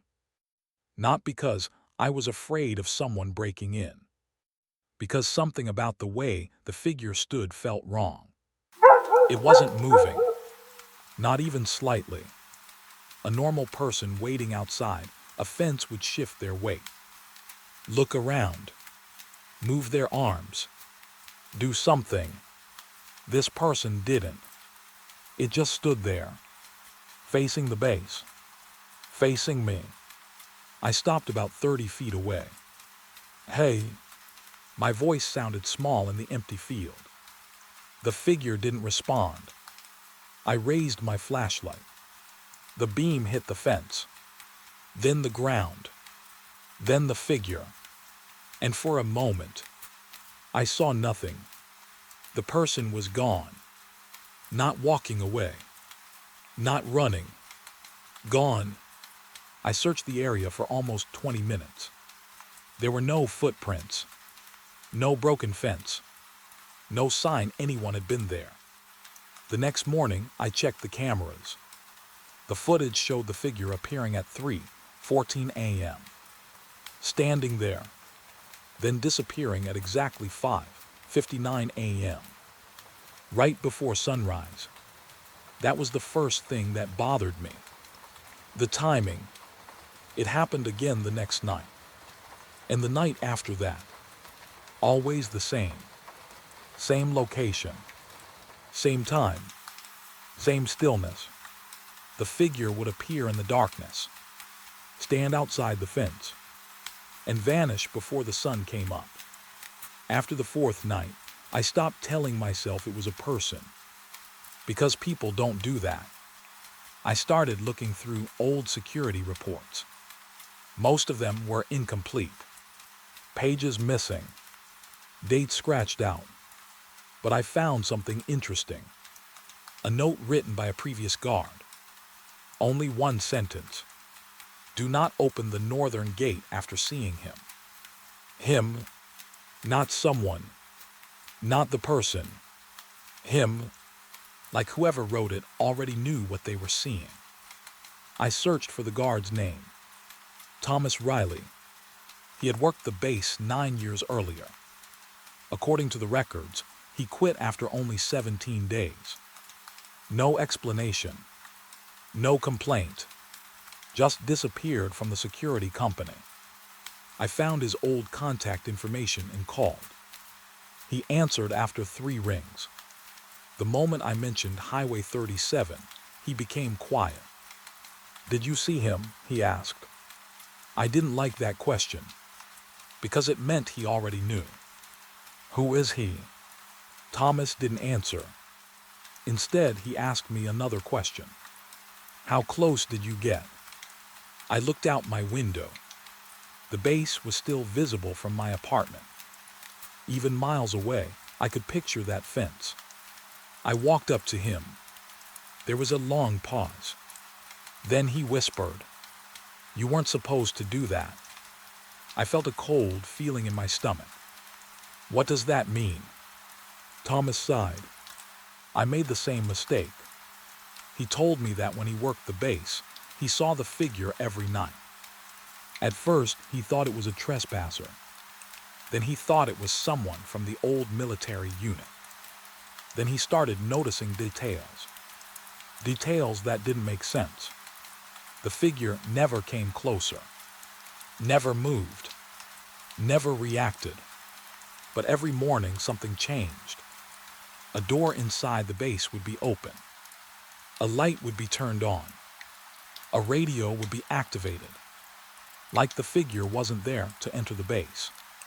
Like it was there to make sure something inside knew he was watching. I asked Thomas the question I had been avoiding. What is it? His answer was quiet. I don't know. Then he said something worse. But I know what it wants. My hand tightened around the phone. What? He said. It wants someone to open the gate. That night I couldn't sleep. I kept thinking about those words. Open the gate. Why? What was outside the fence? And what was inside the base? The next shift, I decided I would finally find answers. I went to the northern fence with a camera. I wanted proof. Real proof. Not blurry footage. Not rumors. I wanted to see exactly what was standing there. At 3:15 a.m., the figure appeared. Same place. Same position. But this time, something was different. It wasn't facing the base. It was facing the camera. Facing me. Even though I was inside the security vehicle. Even though I was almost 100 yards away. I felt like it knew where I was. I zoomed in. The image became clearer. And that's when I noticed the clothing. It wasn't wearing modern clothes. It looked like an old military uniform. The same style worn by soldiers stationed there decades ago. My heart started racing. Because I remembered something. The names on the wall. The missing soldiers. The ones who were never found. I looked closer at the face. The image broke apart. Static covered the screen. Then the camera shut off. When it came back, the figure was gone. But something was left behind. A message appeared on the monitor. Not typed. Not written. Just there. 3 words.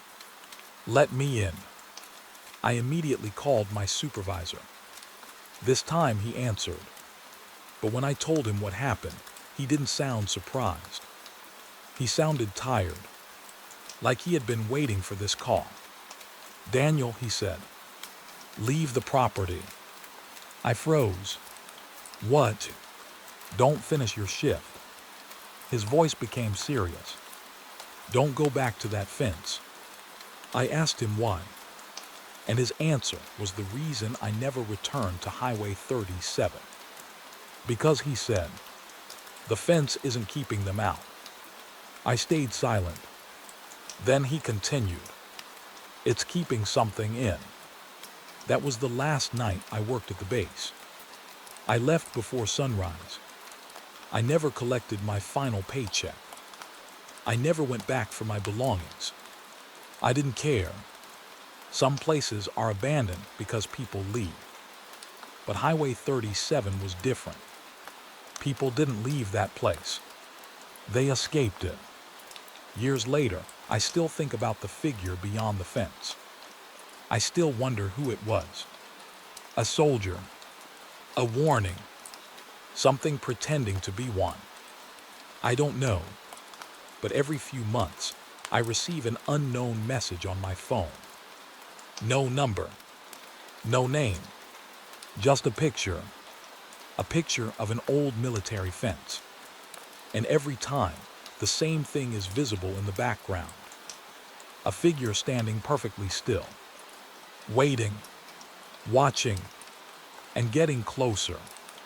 The first thing I noticed was the silence. Not the normal silence that comes with an empty military base. I knew that kind of silence. The silence of abandoned buildings. The silence of rusted vehicles sitting untouched for years. The silence of a place that had been forgotten by everyone except the few people still ordered to watch it.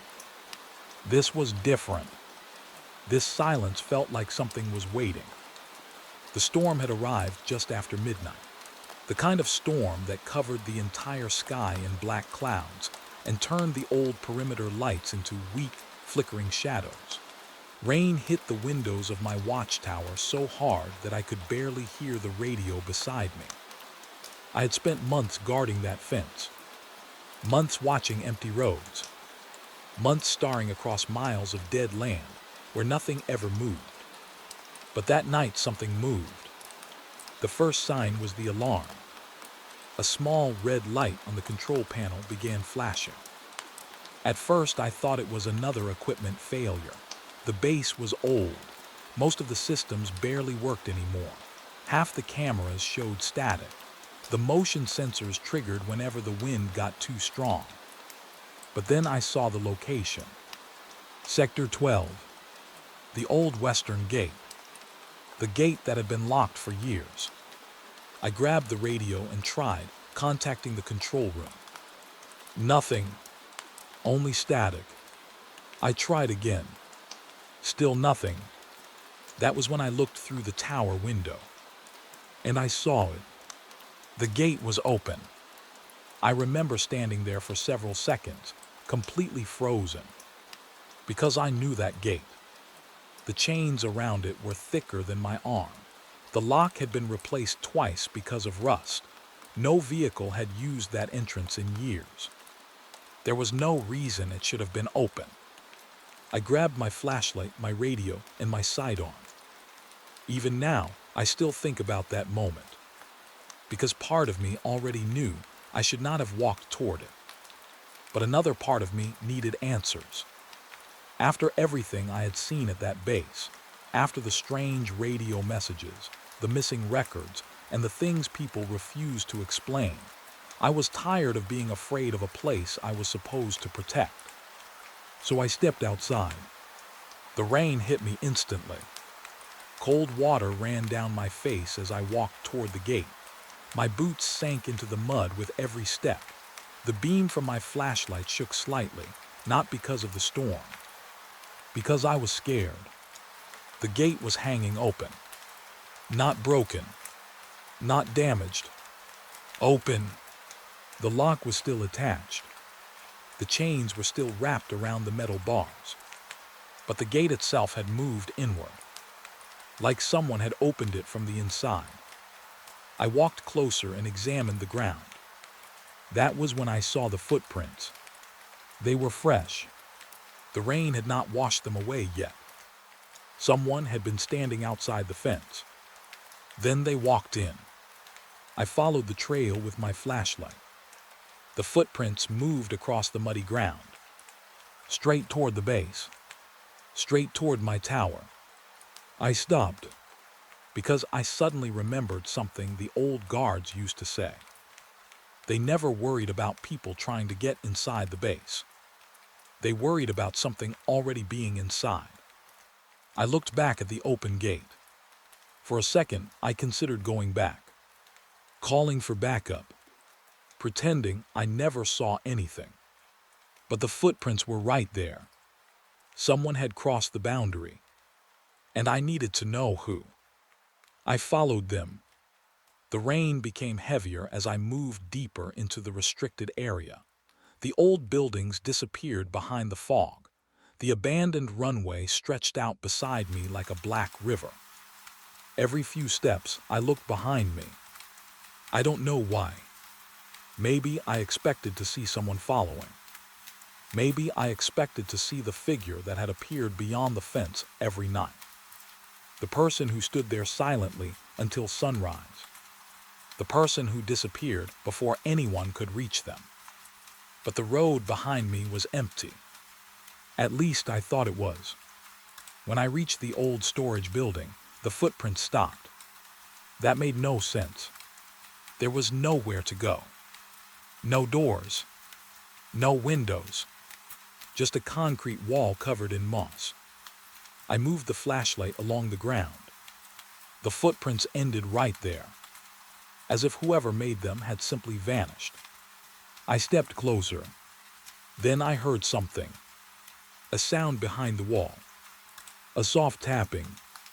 3 knocks. Then silence.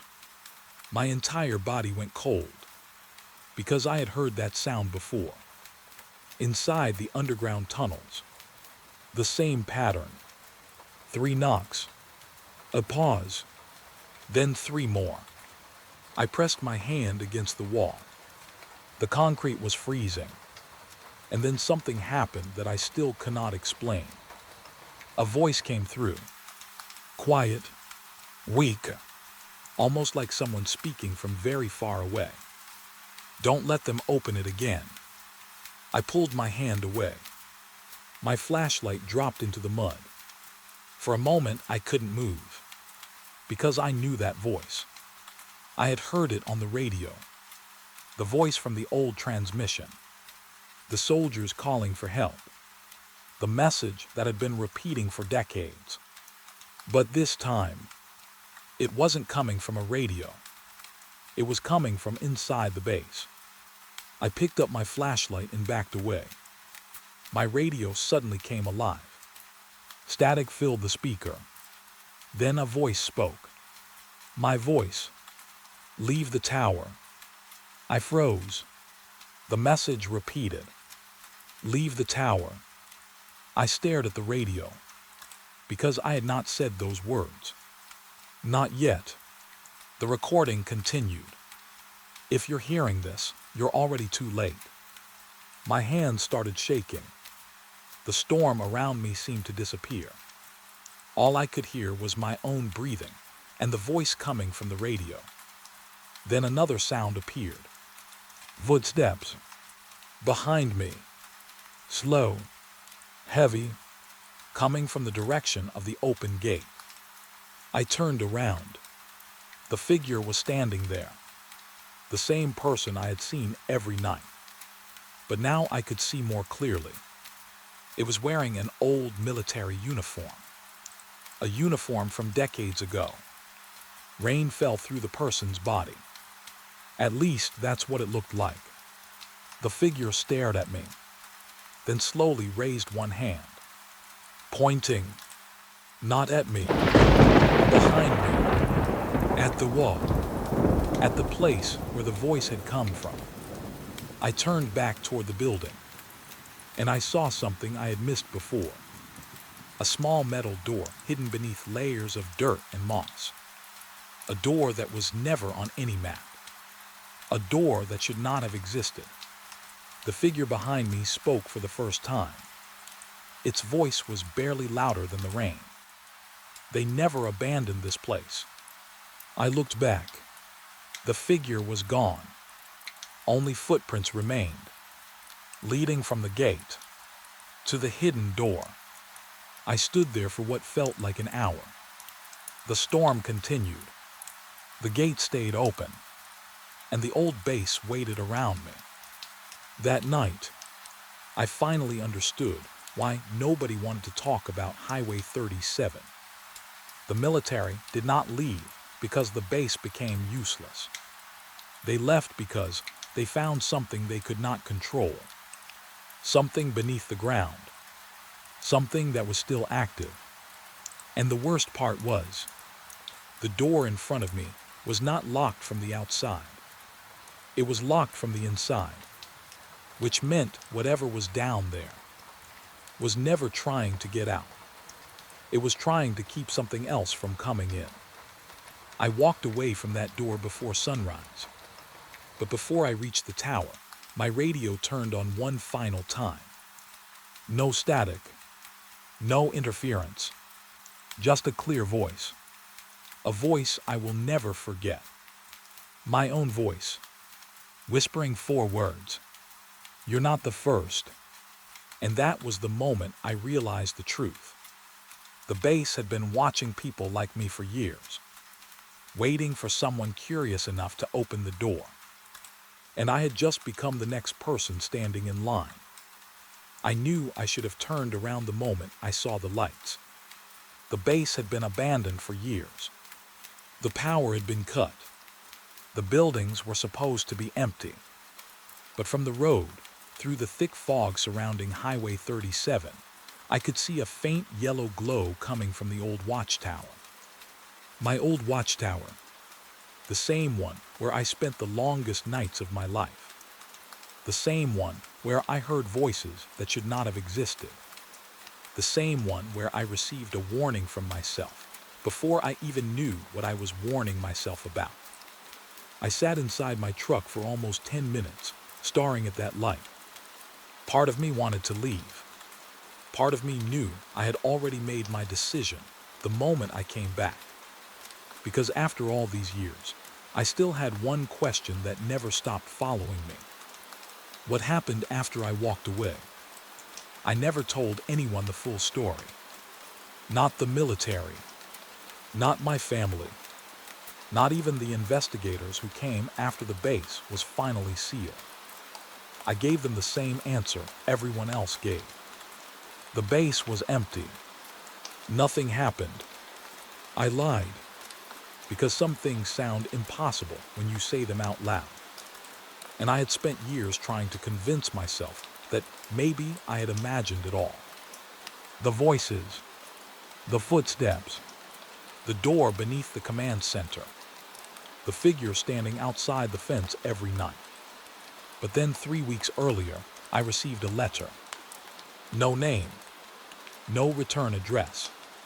Just one sentence written on a blank piece of paper. Your shift never ended. That was it. No explanation. No signature. But I knew exactly where it came from. Highway 37. I drove back there hopping to prove myself wrong. I wanted to see an empty field, a broken fence, a dead building, anything that would tell me I had been chasing a memory. Instead, I found the lights. and I found my old post waiting for me. The gate was still there, the same rusted metal gate I had seen open during the storm, the same place where those impossible footprints appeared. But this time, something was different. The gate was closed, locked, exactly how it had been before everything started. I stepped out of my truck and walked toward it. The air felt heavier than I remembered. The strange thing about the base was that it never felt abandoned. Even years later, standing there alone, I felt like someone knew I was coming. Like the entire place had been waiting.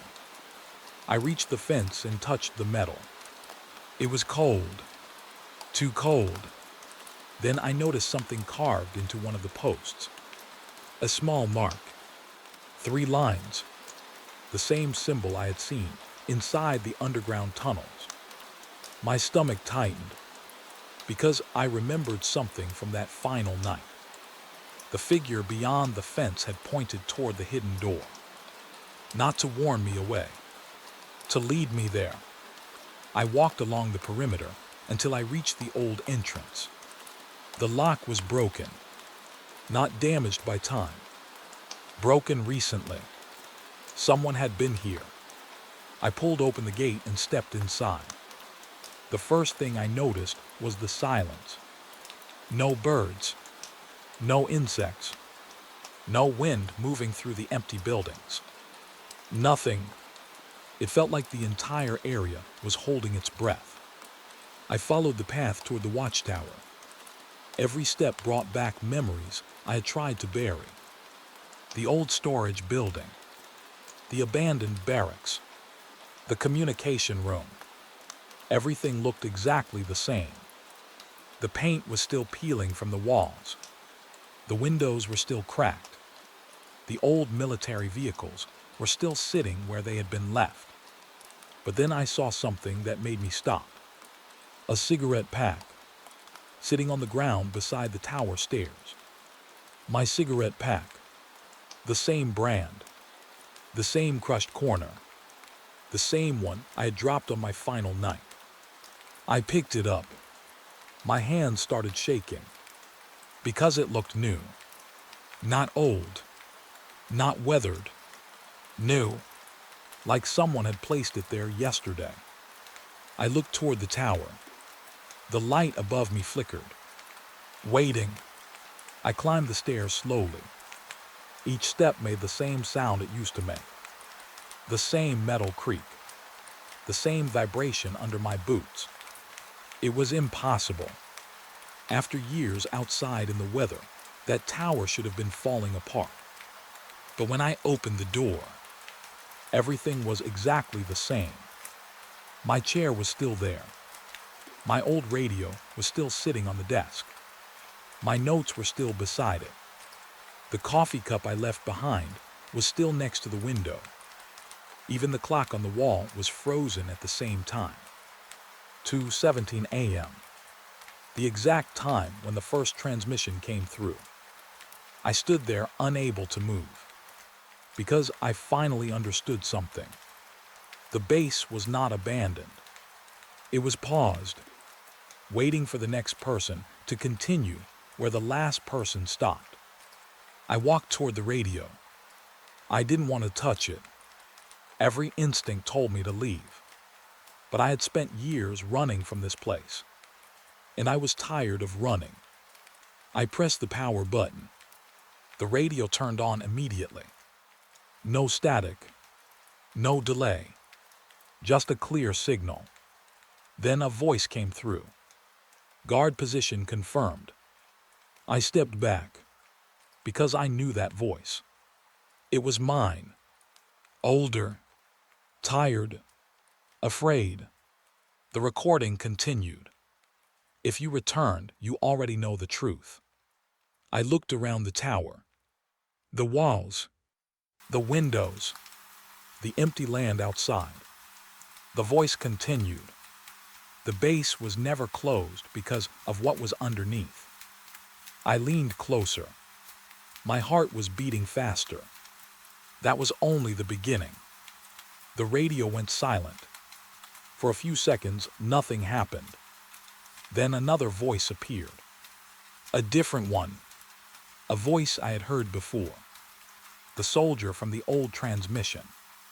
"We are still waiting." I turned toward the window. And there he was, standing beyond the fence. The figure in the old military uniform. Exactly where he had always stood. Watching. Waiting. But this time, I noticed something I had missed before. He was not looking at me. He was looking behind me. Slowly, I turned around. The door at the back of the tower was open. A door that had never been there before. Cold air came from inside. And carved into the metal frame were 4 words. "Your shift continues below." I did not go through that door. Not that night. I left the base before sunrise. I drove away without looking back. But I still think about what I saw. Because when I reached the highway, I looked into my rearview mirror. The base was gone. Not hidden by fog. Not too far away. Gone. Like it had never existed. But the radio in my truck turned on by itself. And for the first time in years, I heard something that made me pull over. A new transmission. Not from the past. Not from the old soldiers. From someone currently inside the base. Someone breathing. Someone whispering my name. And then the message repeated. The same words I had heard on my final night. "Don't let them open the door." I spent years believing I escaped Highway 37. I was wrong. I did leave the base. But whatever was underneath it never let me leave completely. The first time I saw them return, I thought I was losing my mind. It was just after midnight. I was standing near the old barracks, holding my flashlight in one hand and my radio in the other, listening to the same empty frequency that had haunted me for years. The base was silent. Too silent. Then the lights came on. Not all of them. Just the ones inside the abandoned sleeping quarters. One by one. Like someone was walking through the building and turning them on. I froze. Because I knew that building. I had walked through it before. The beds were still made. The lockers were still filled. The personal belongings of soldiers who were never found were still sitting exactly where they had been left. But there was no electricity. There had not been electricity there for decades. I stepped closer. The windows began to glow with a warm yellow light. And then I heard voices. Men talking, laughing, moving around. For a moment, I felt relief. A normal sound. A human sound. But then I remembered something. There were no living people inside that building. Not anymore. I slowly approached the entrance. The old metal door was already open. I had never seen it open before. Inside, the air smelled different. Not like an abandoned building. Not like dust and rust. It smelled like fresh coffee. Like smoke from cigarettes. Like people had just left the room minutes ago. I raised my flashlight. The hallway looked exactly like it did in the old photographs from the base archives. Clean walls. Bright lights. Fresh paint. Not the broken, forgotten place I knew. I took one step forward. Then I heard boots. Heavy military boots. Coming from the sleeping quarters ahead. My first instinct was to run. Every part of me screamed that I should leave. But I stayed. Because after everything I had seen on Highway 37, I finally understood something. The base was not showing me random things. It was showing me pieces of the past. And for some reason, it wanted me to see them. I moved toward the sound.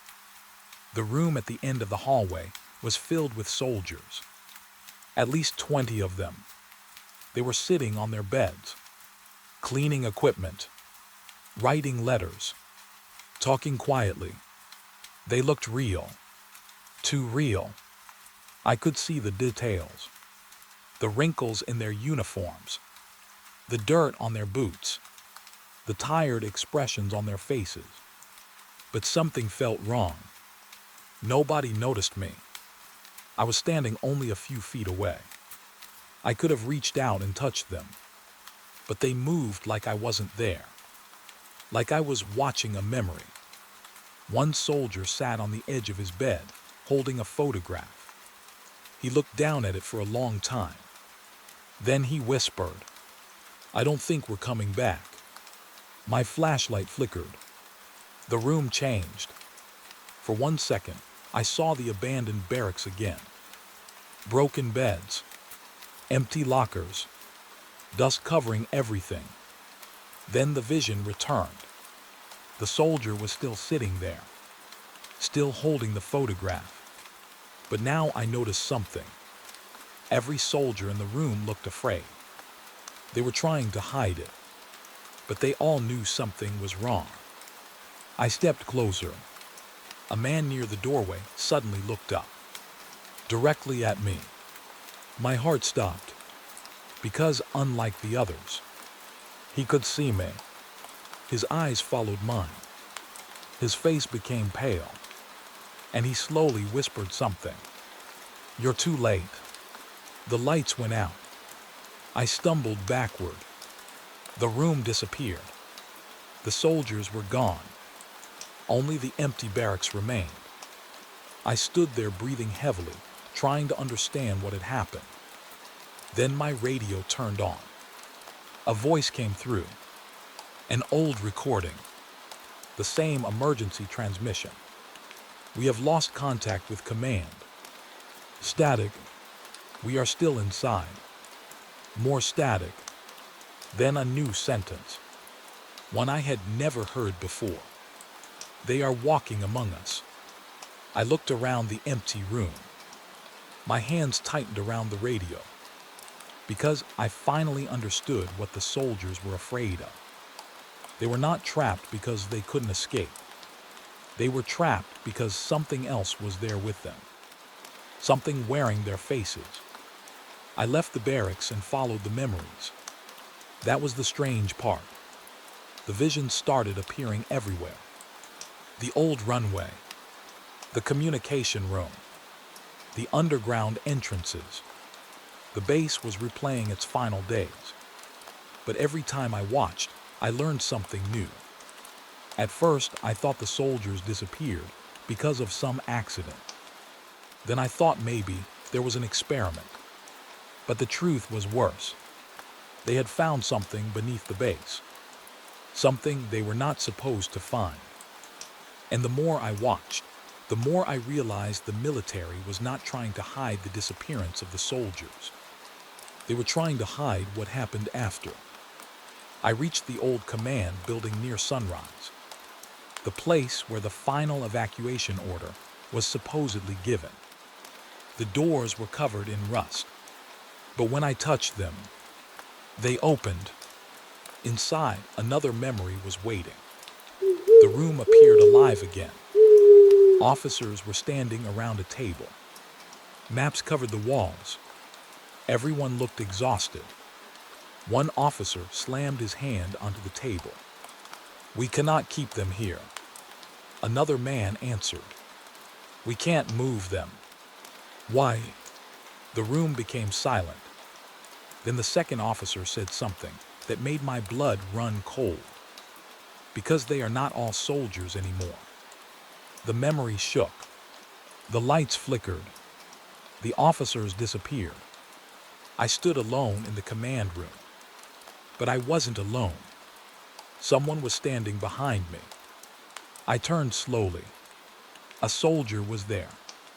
The same man who had seen me in the barracks. His uniform was damaged. His face looked older than before, like he had been waiting underground for years. "You need to understand," he said. His voice was weak. "We didn't disappear." I couldn't speak. The soldier looked toward the floor, toward the tunnels beneath us. We were replaced. The word stayed in my head. Replaced. Not killed. Not missing. Replaced. I wanted to ask what he meant, but before I could, the memory began breaking apart. The soldier looked at me one last time. Don't trust the ones who come back. Then he vanished. The command room returned to normal. I stood there alone, but something had changed, because outside the window, near the old fence, I saw movement. A group of figures, soldiers, standing in the fog, watching the base, waiting, and among them, I saw myself, older, tired, wearing the same uniform I wore on my last night. The figure looked at me, then raised a hand, pointing toward the underground tunnels, the same direction the missing soldiers had pointed. I knew then that Highway 37 was not just a place where people disappeared. It was a place where time itself had become trapped. The soldiers were not ghosts looking for revenge. They were witnesses. They were trying to warn anyone who came after them. But the question I still couldn't answer was the one that kept me awake every night. If those soldiers were the ones who never returned, then who had been standing at the gate all those years? And why did they look exactly like us? I used to believe abandoned places were haunted by memories. Old buildings, empty streets, rooms where people once lived and worked. I thought the fear came from what was left behind. The broken chairs, the forgotten photographs, the voices of people who were gone. But Highway 37 taught me something different. Some places are not haunted by the past. Some places are trapped inside it. And that was the truth I finally understood when I watched the base refuse to die.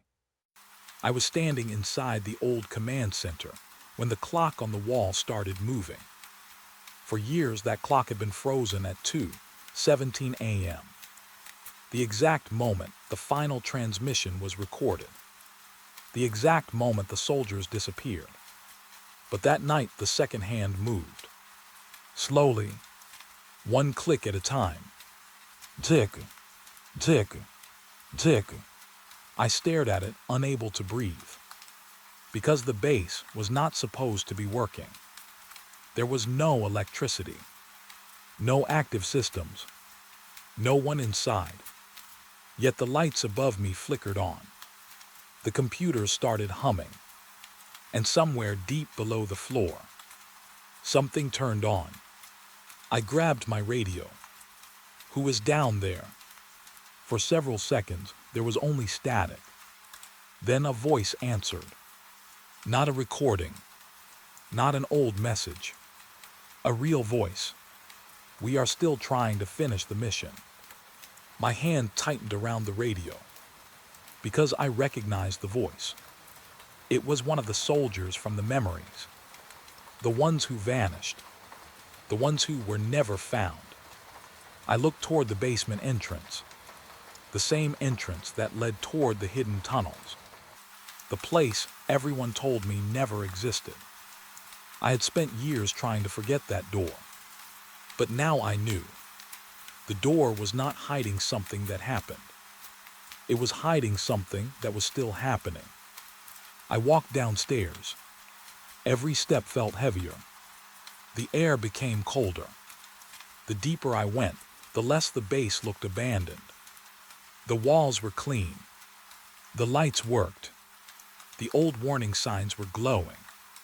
It felt like I had walked backward through time. Like the base had not aged.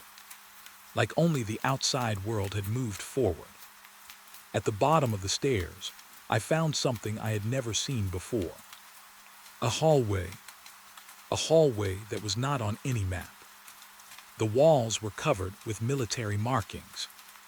Dates, names, warnings, and one sentence written over and over again. Do not allow the cycle to complete. I stood there reading those words. The cycle. That was the answer I had been chasing. The soldiers were not trapped because they died. They were trapped because something kept forcing the same moment to happen again. The evacuation, the disappearance, the final message. Every night, every year, over and over. I followed the hallway. The sound of voices became louder. Not one voice, hundreds. Whispers coming from behind the walls. Some were crying. Some were calling names. Some were begging someone to open the door. Then I heard something that stopped me. My own voice, coming from somewhere ahead. Don't go any further. I froze, because I had heard that warning before. The message from the radio. The recording that came before I entered the tunnels. But now I understood. It was not a warning from the future. It was a warning from another version of me. Another person who had already walked this path. I moved forward. At the end of the hallway was a large steel door. Different from the others. Older, covered in scratches. And on the surface were hundreds of handprints. Some small, some large, some fresh. I placed my hand against the door. Immediately, the voices stopped. The silence was worse. Then the door unlocked itself. Slowly, with a deep mechanical sound. Inside was a room filled with monitors. Thousands of screens. Every screen showed the same thing. The military base. But from different years. I saw soldiers walking through the halls. I saw guards sitting in towers. I saw myself arriving for my first shift. Then I saw something that made my blood turn cold. One screen showed me standing in that exact room. Right now. But another version of me was standing beside myself. Watching. Waiting. I stepped back. The screen changed. Now it showed the first night at Highway 37. The night the soldier appeared through the fog. The night everything began. But this time, I saw what happened before. Before the soldier crossed the runway. Before the radio transmission. Before the disappearances. A group of soldiers had opened something underground. They were not searching for an enemy. They were searching for a way to communicate. A way to send messages beyond normal time. They believed they could contact anyone. Anywhere. Any moment. But they discovered something else was listening.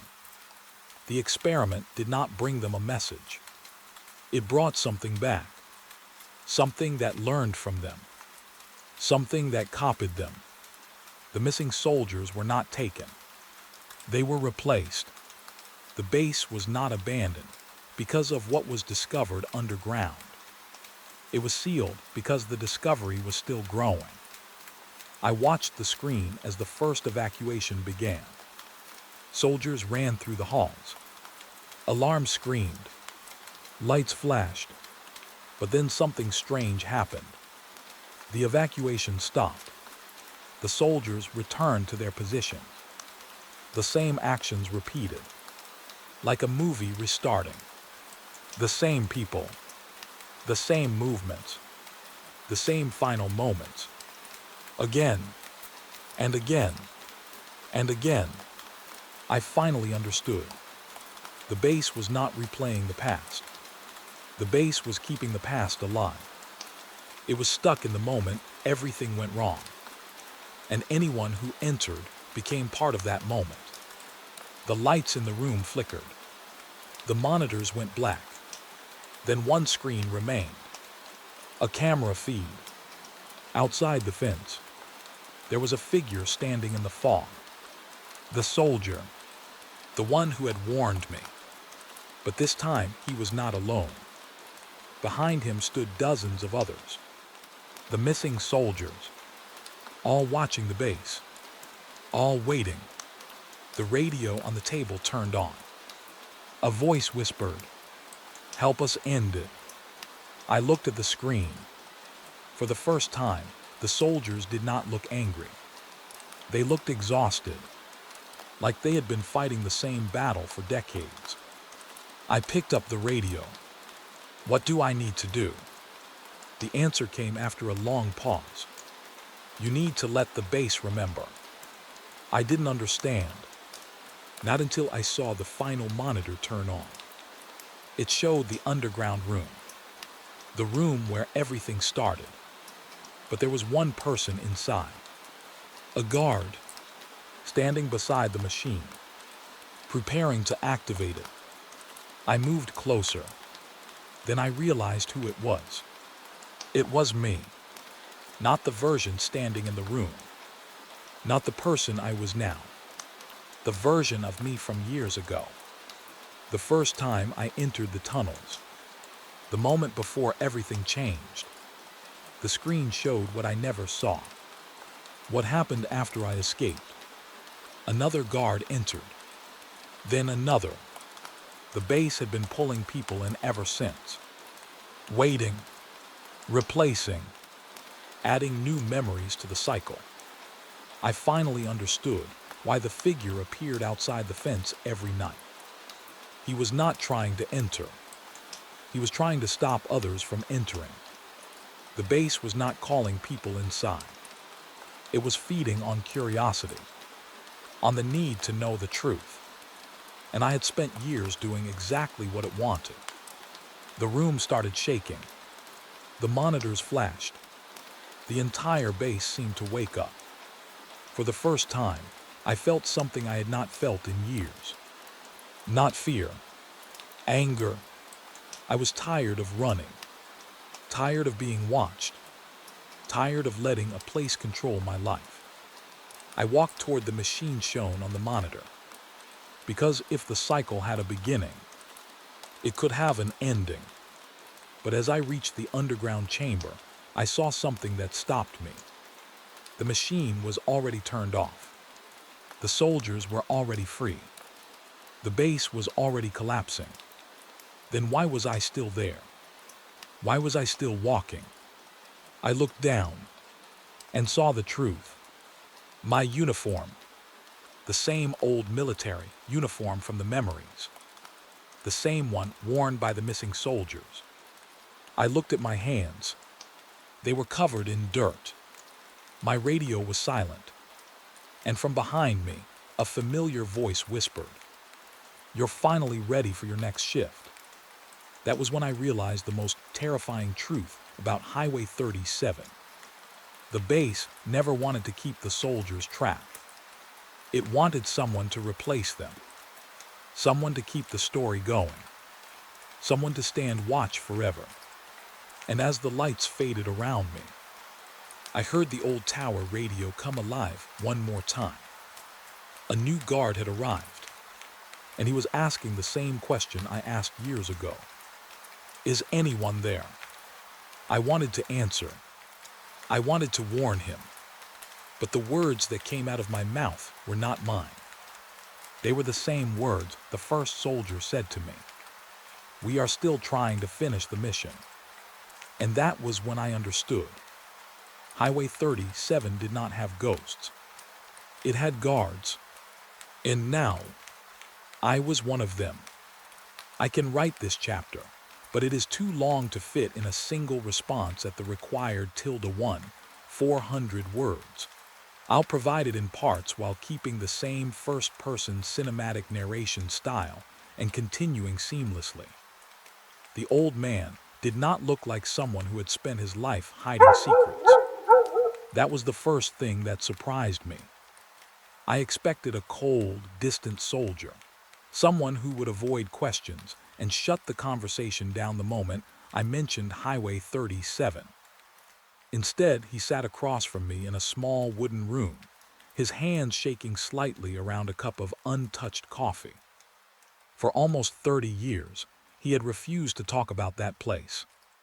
Not because he was ordered to, not because someone was watching him, but because, according to him, some memories become dangerous when you say them out loud. I was the last security officer assigned to that base, he finally said. His voice was low, almost tired, and I was the last person who was supposed to see what happened there. The room became quiet. I could hear the old ceiling fan turning above us. Slow, uneven, almost like it was struggling to stay alive. I had already heard stories about the abandoned military facility hidden beyond Highway 37. The missing soldiers, the radio transmissions from decades ago, the underground tunnels that didn't match the official blueprints. But this man was different. He wasn't repeating rumors. He was there. And the first thing he told me was something I had never heard before. The base was never abandoned. I looked at him. What do you mean? He stared down at his hands. The world was told it was shut down because of funding issues. That was the story they gave everyone. He paused. That was not why we left. A cold feeling moved through me, because I already knew what question I wanted to ask. What was down there? He didn't answer immediately. Instead, he walked to an old cabinet behind him and pulled out a small metal box covered in scratches. Inside were photographs. Not many, only a few, but the ones on top made my stomach tighten. They showed the same military base, the same watchtowers, the same empty roads, except there was one difference. Every photograph had a date written on the back, and every date was after the base was supposedly closed. I picked one up. The picture showed the main command building. The windows were dark. The area looked abandoned, but standing near the entrance was a soldier, a guard, watching the camera, watching whoever took the picture. When was this taken? I asked. The old officer looked away. 3 months after evacuation. I felt confused. If everyone was gone, who was guarding it? He gave a small, uncomfortable smile.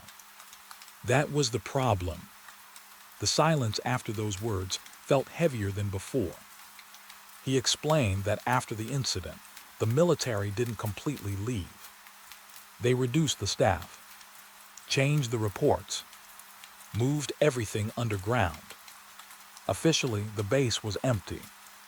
Unofficially, they kept sending people there. Security teams, engineers, communication specialists, people whose job was simply to watch. And almost every single one of them quit. At first, we thought the guards were just scared, he said. We thought they were young men who couldn't handle being alone in the middle of nowhere. He shook his head. We were wrong. The first sign was always the same. The radios. Every guard reported hearing voices on frequencies that should have been dead. Old military channels, emergency lines, private communication systems that had been removed years earlier.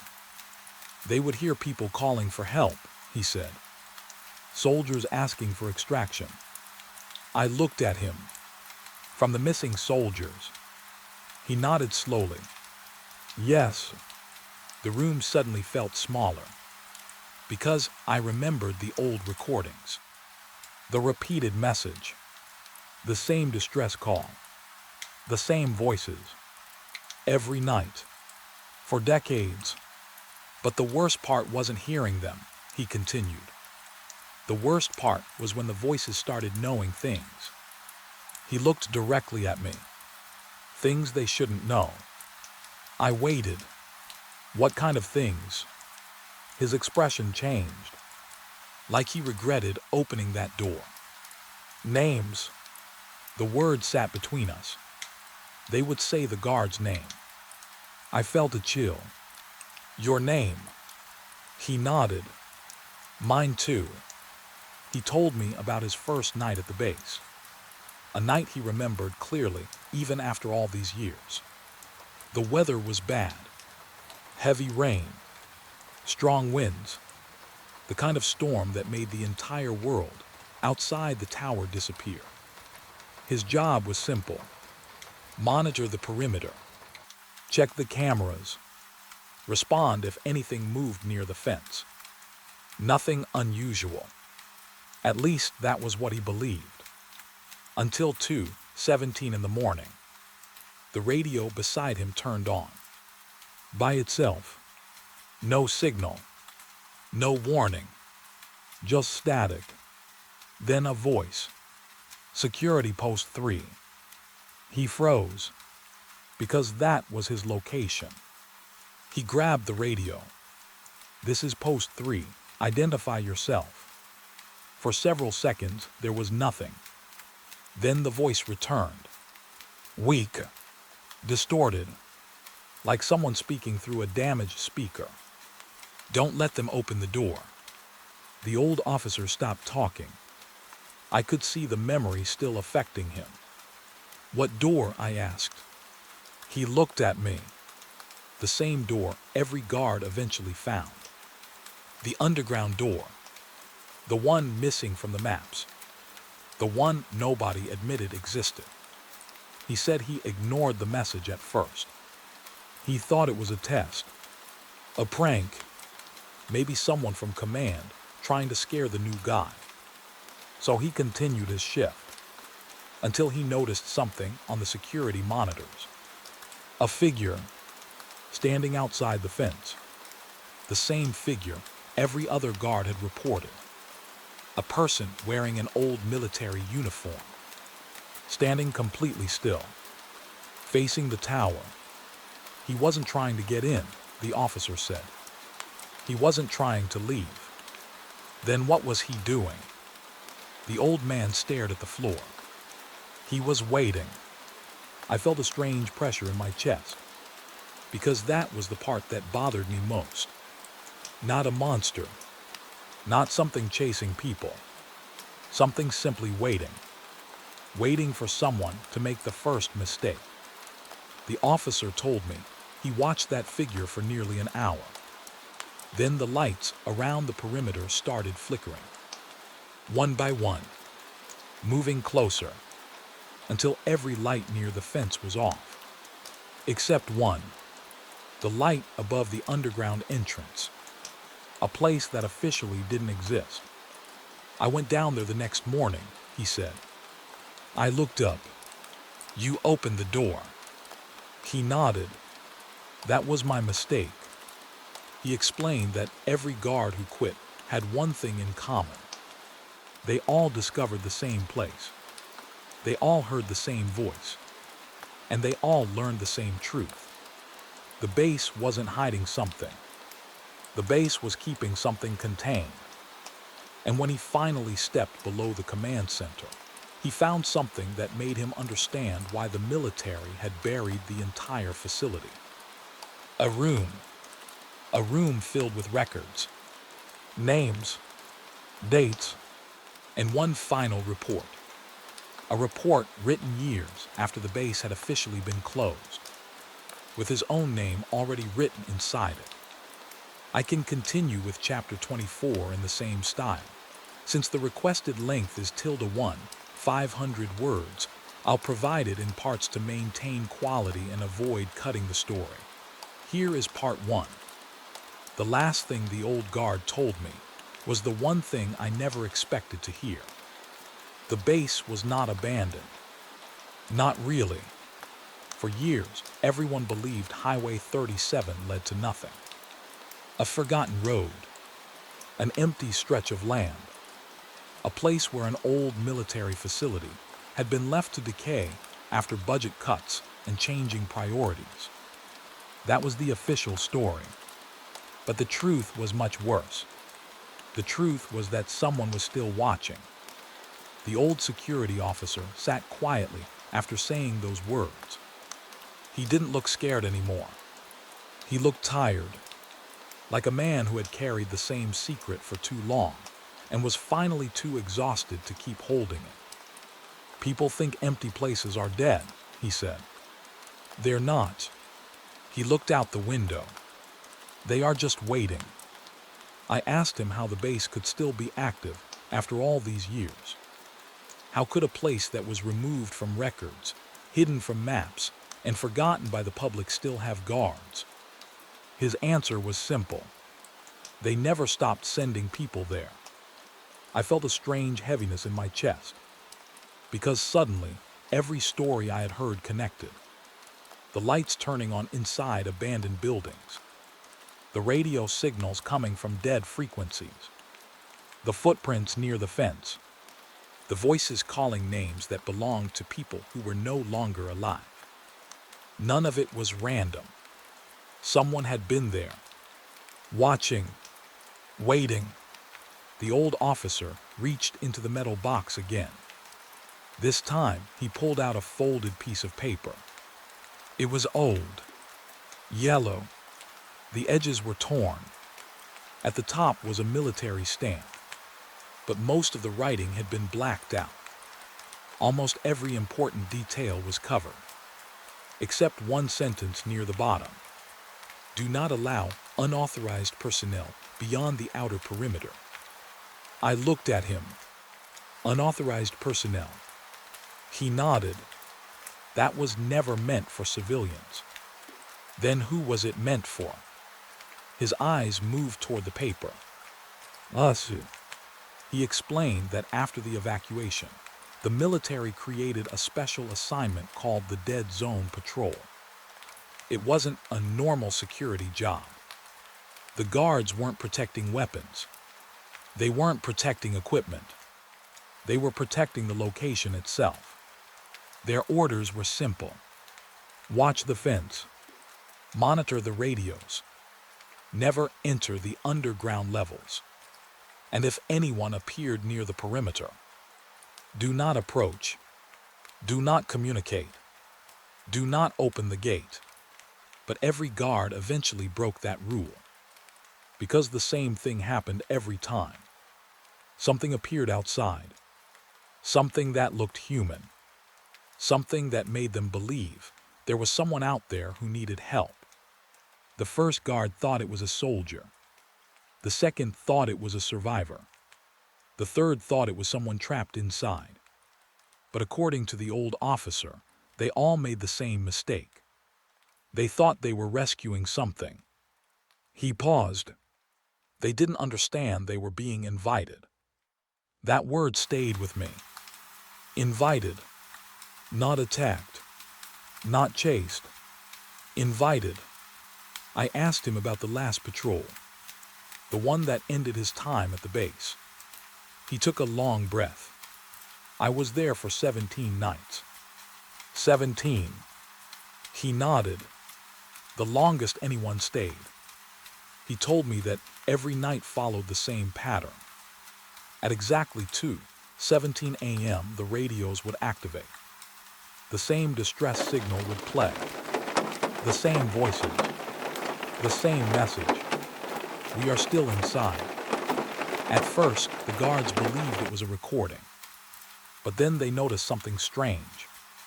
The message changed. Small things. A different word. A different voice. A different person asking for help. Like whatever was transmitting, it was learning. Adapting. The 17th night was different, because the radio didn't play the old message. It played his own voice. The old officer looked at me. I heard myself begging someone not to come. I felt a chill. What did you say? He looked away. I said the same thing I tell you now. His voice became quieter. Don't go looking for places that are trying to stay hidden. Outside, the wind moved through the trees. For a moment, neither of us spoke. Then I asked the question that had been in my mind since the beginning. Why are you telling me this now? He didn't answer immediately. Instead, he reached into the box one last time. He pulled out a photograph.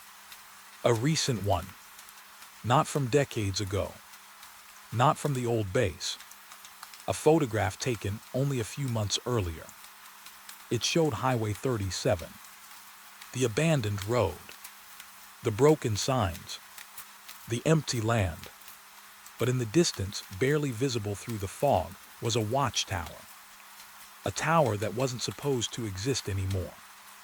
And standing inside it was a person, watching the road.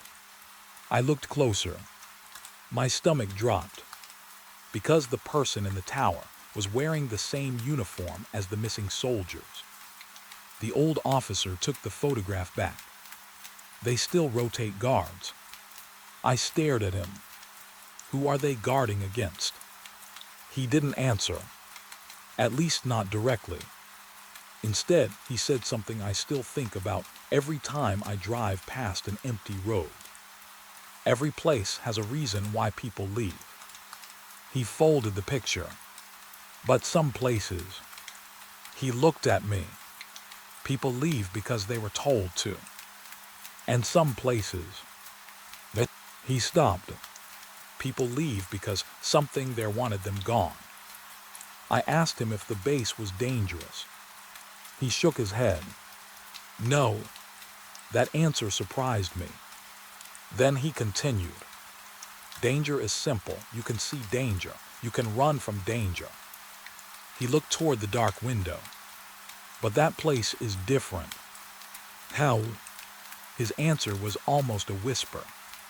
Because the base doesn't want to hurt you. It wants you to understand. A cold silence filled the room. And I finally understood why every guard left with the same fear. They weren't afraid of what was inside the base. They were afraid of what happened after they learned the truth. Because once you know a place exists, once you hear the voices, once you see the lights turning on in buildings that should be empty, you become part of the story. And according to the old officer, that was the reason Highway 37 was still watched today. Not to keep people out, but to make sure nobody went looking. Because somewhere beneath that abandoned military base, something was still waiting. And every new guard received the same warning before their first night. Some places are abandoned because they were forgotten. But some places are abandoned because they were never meant to be found.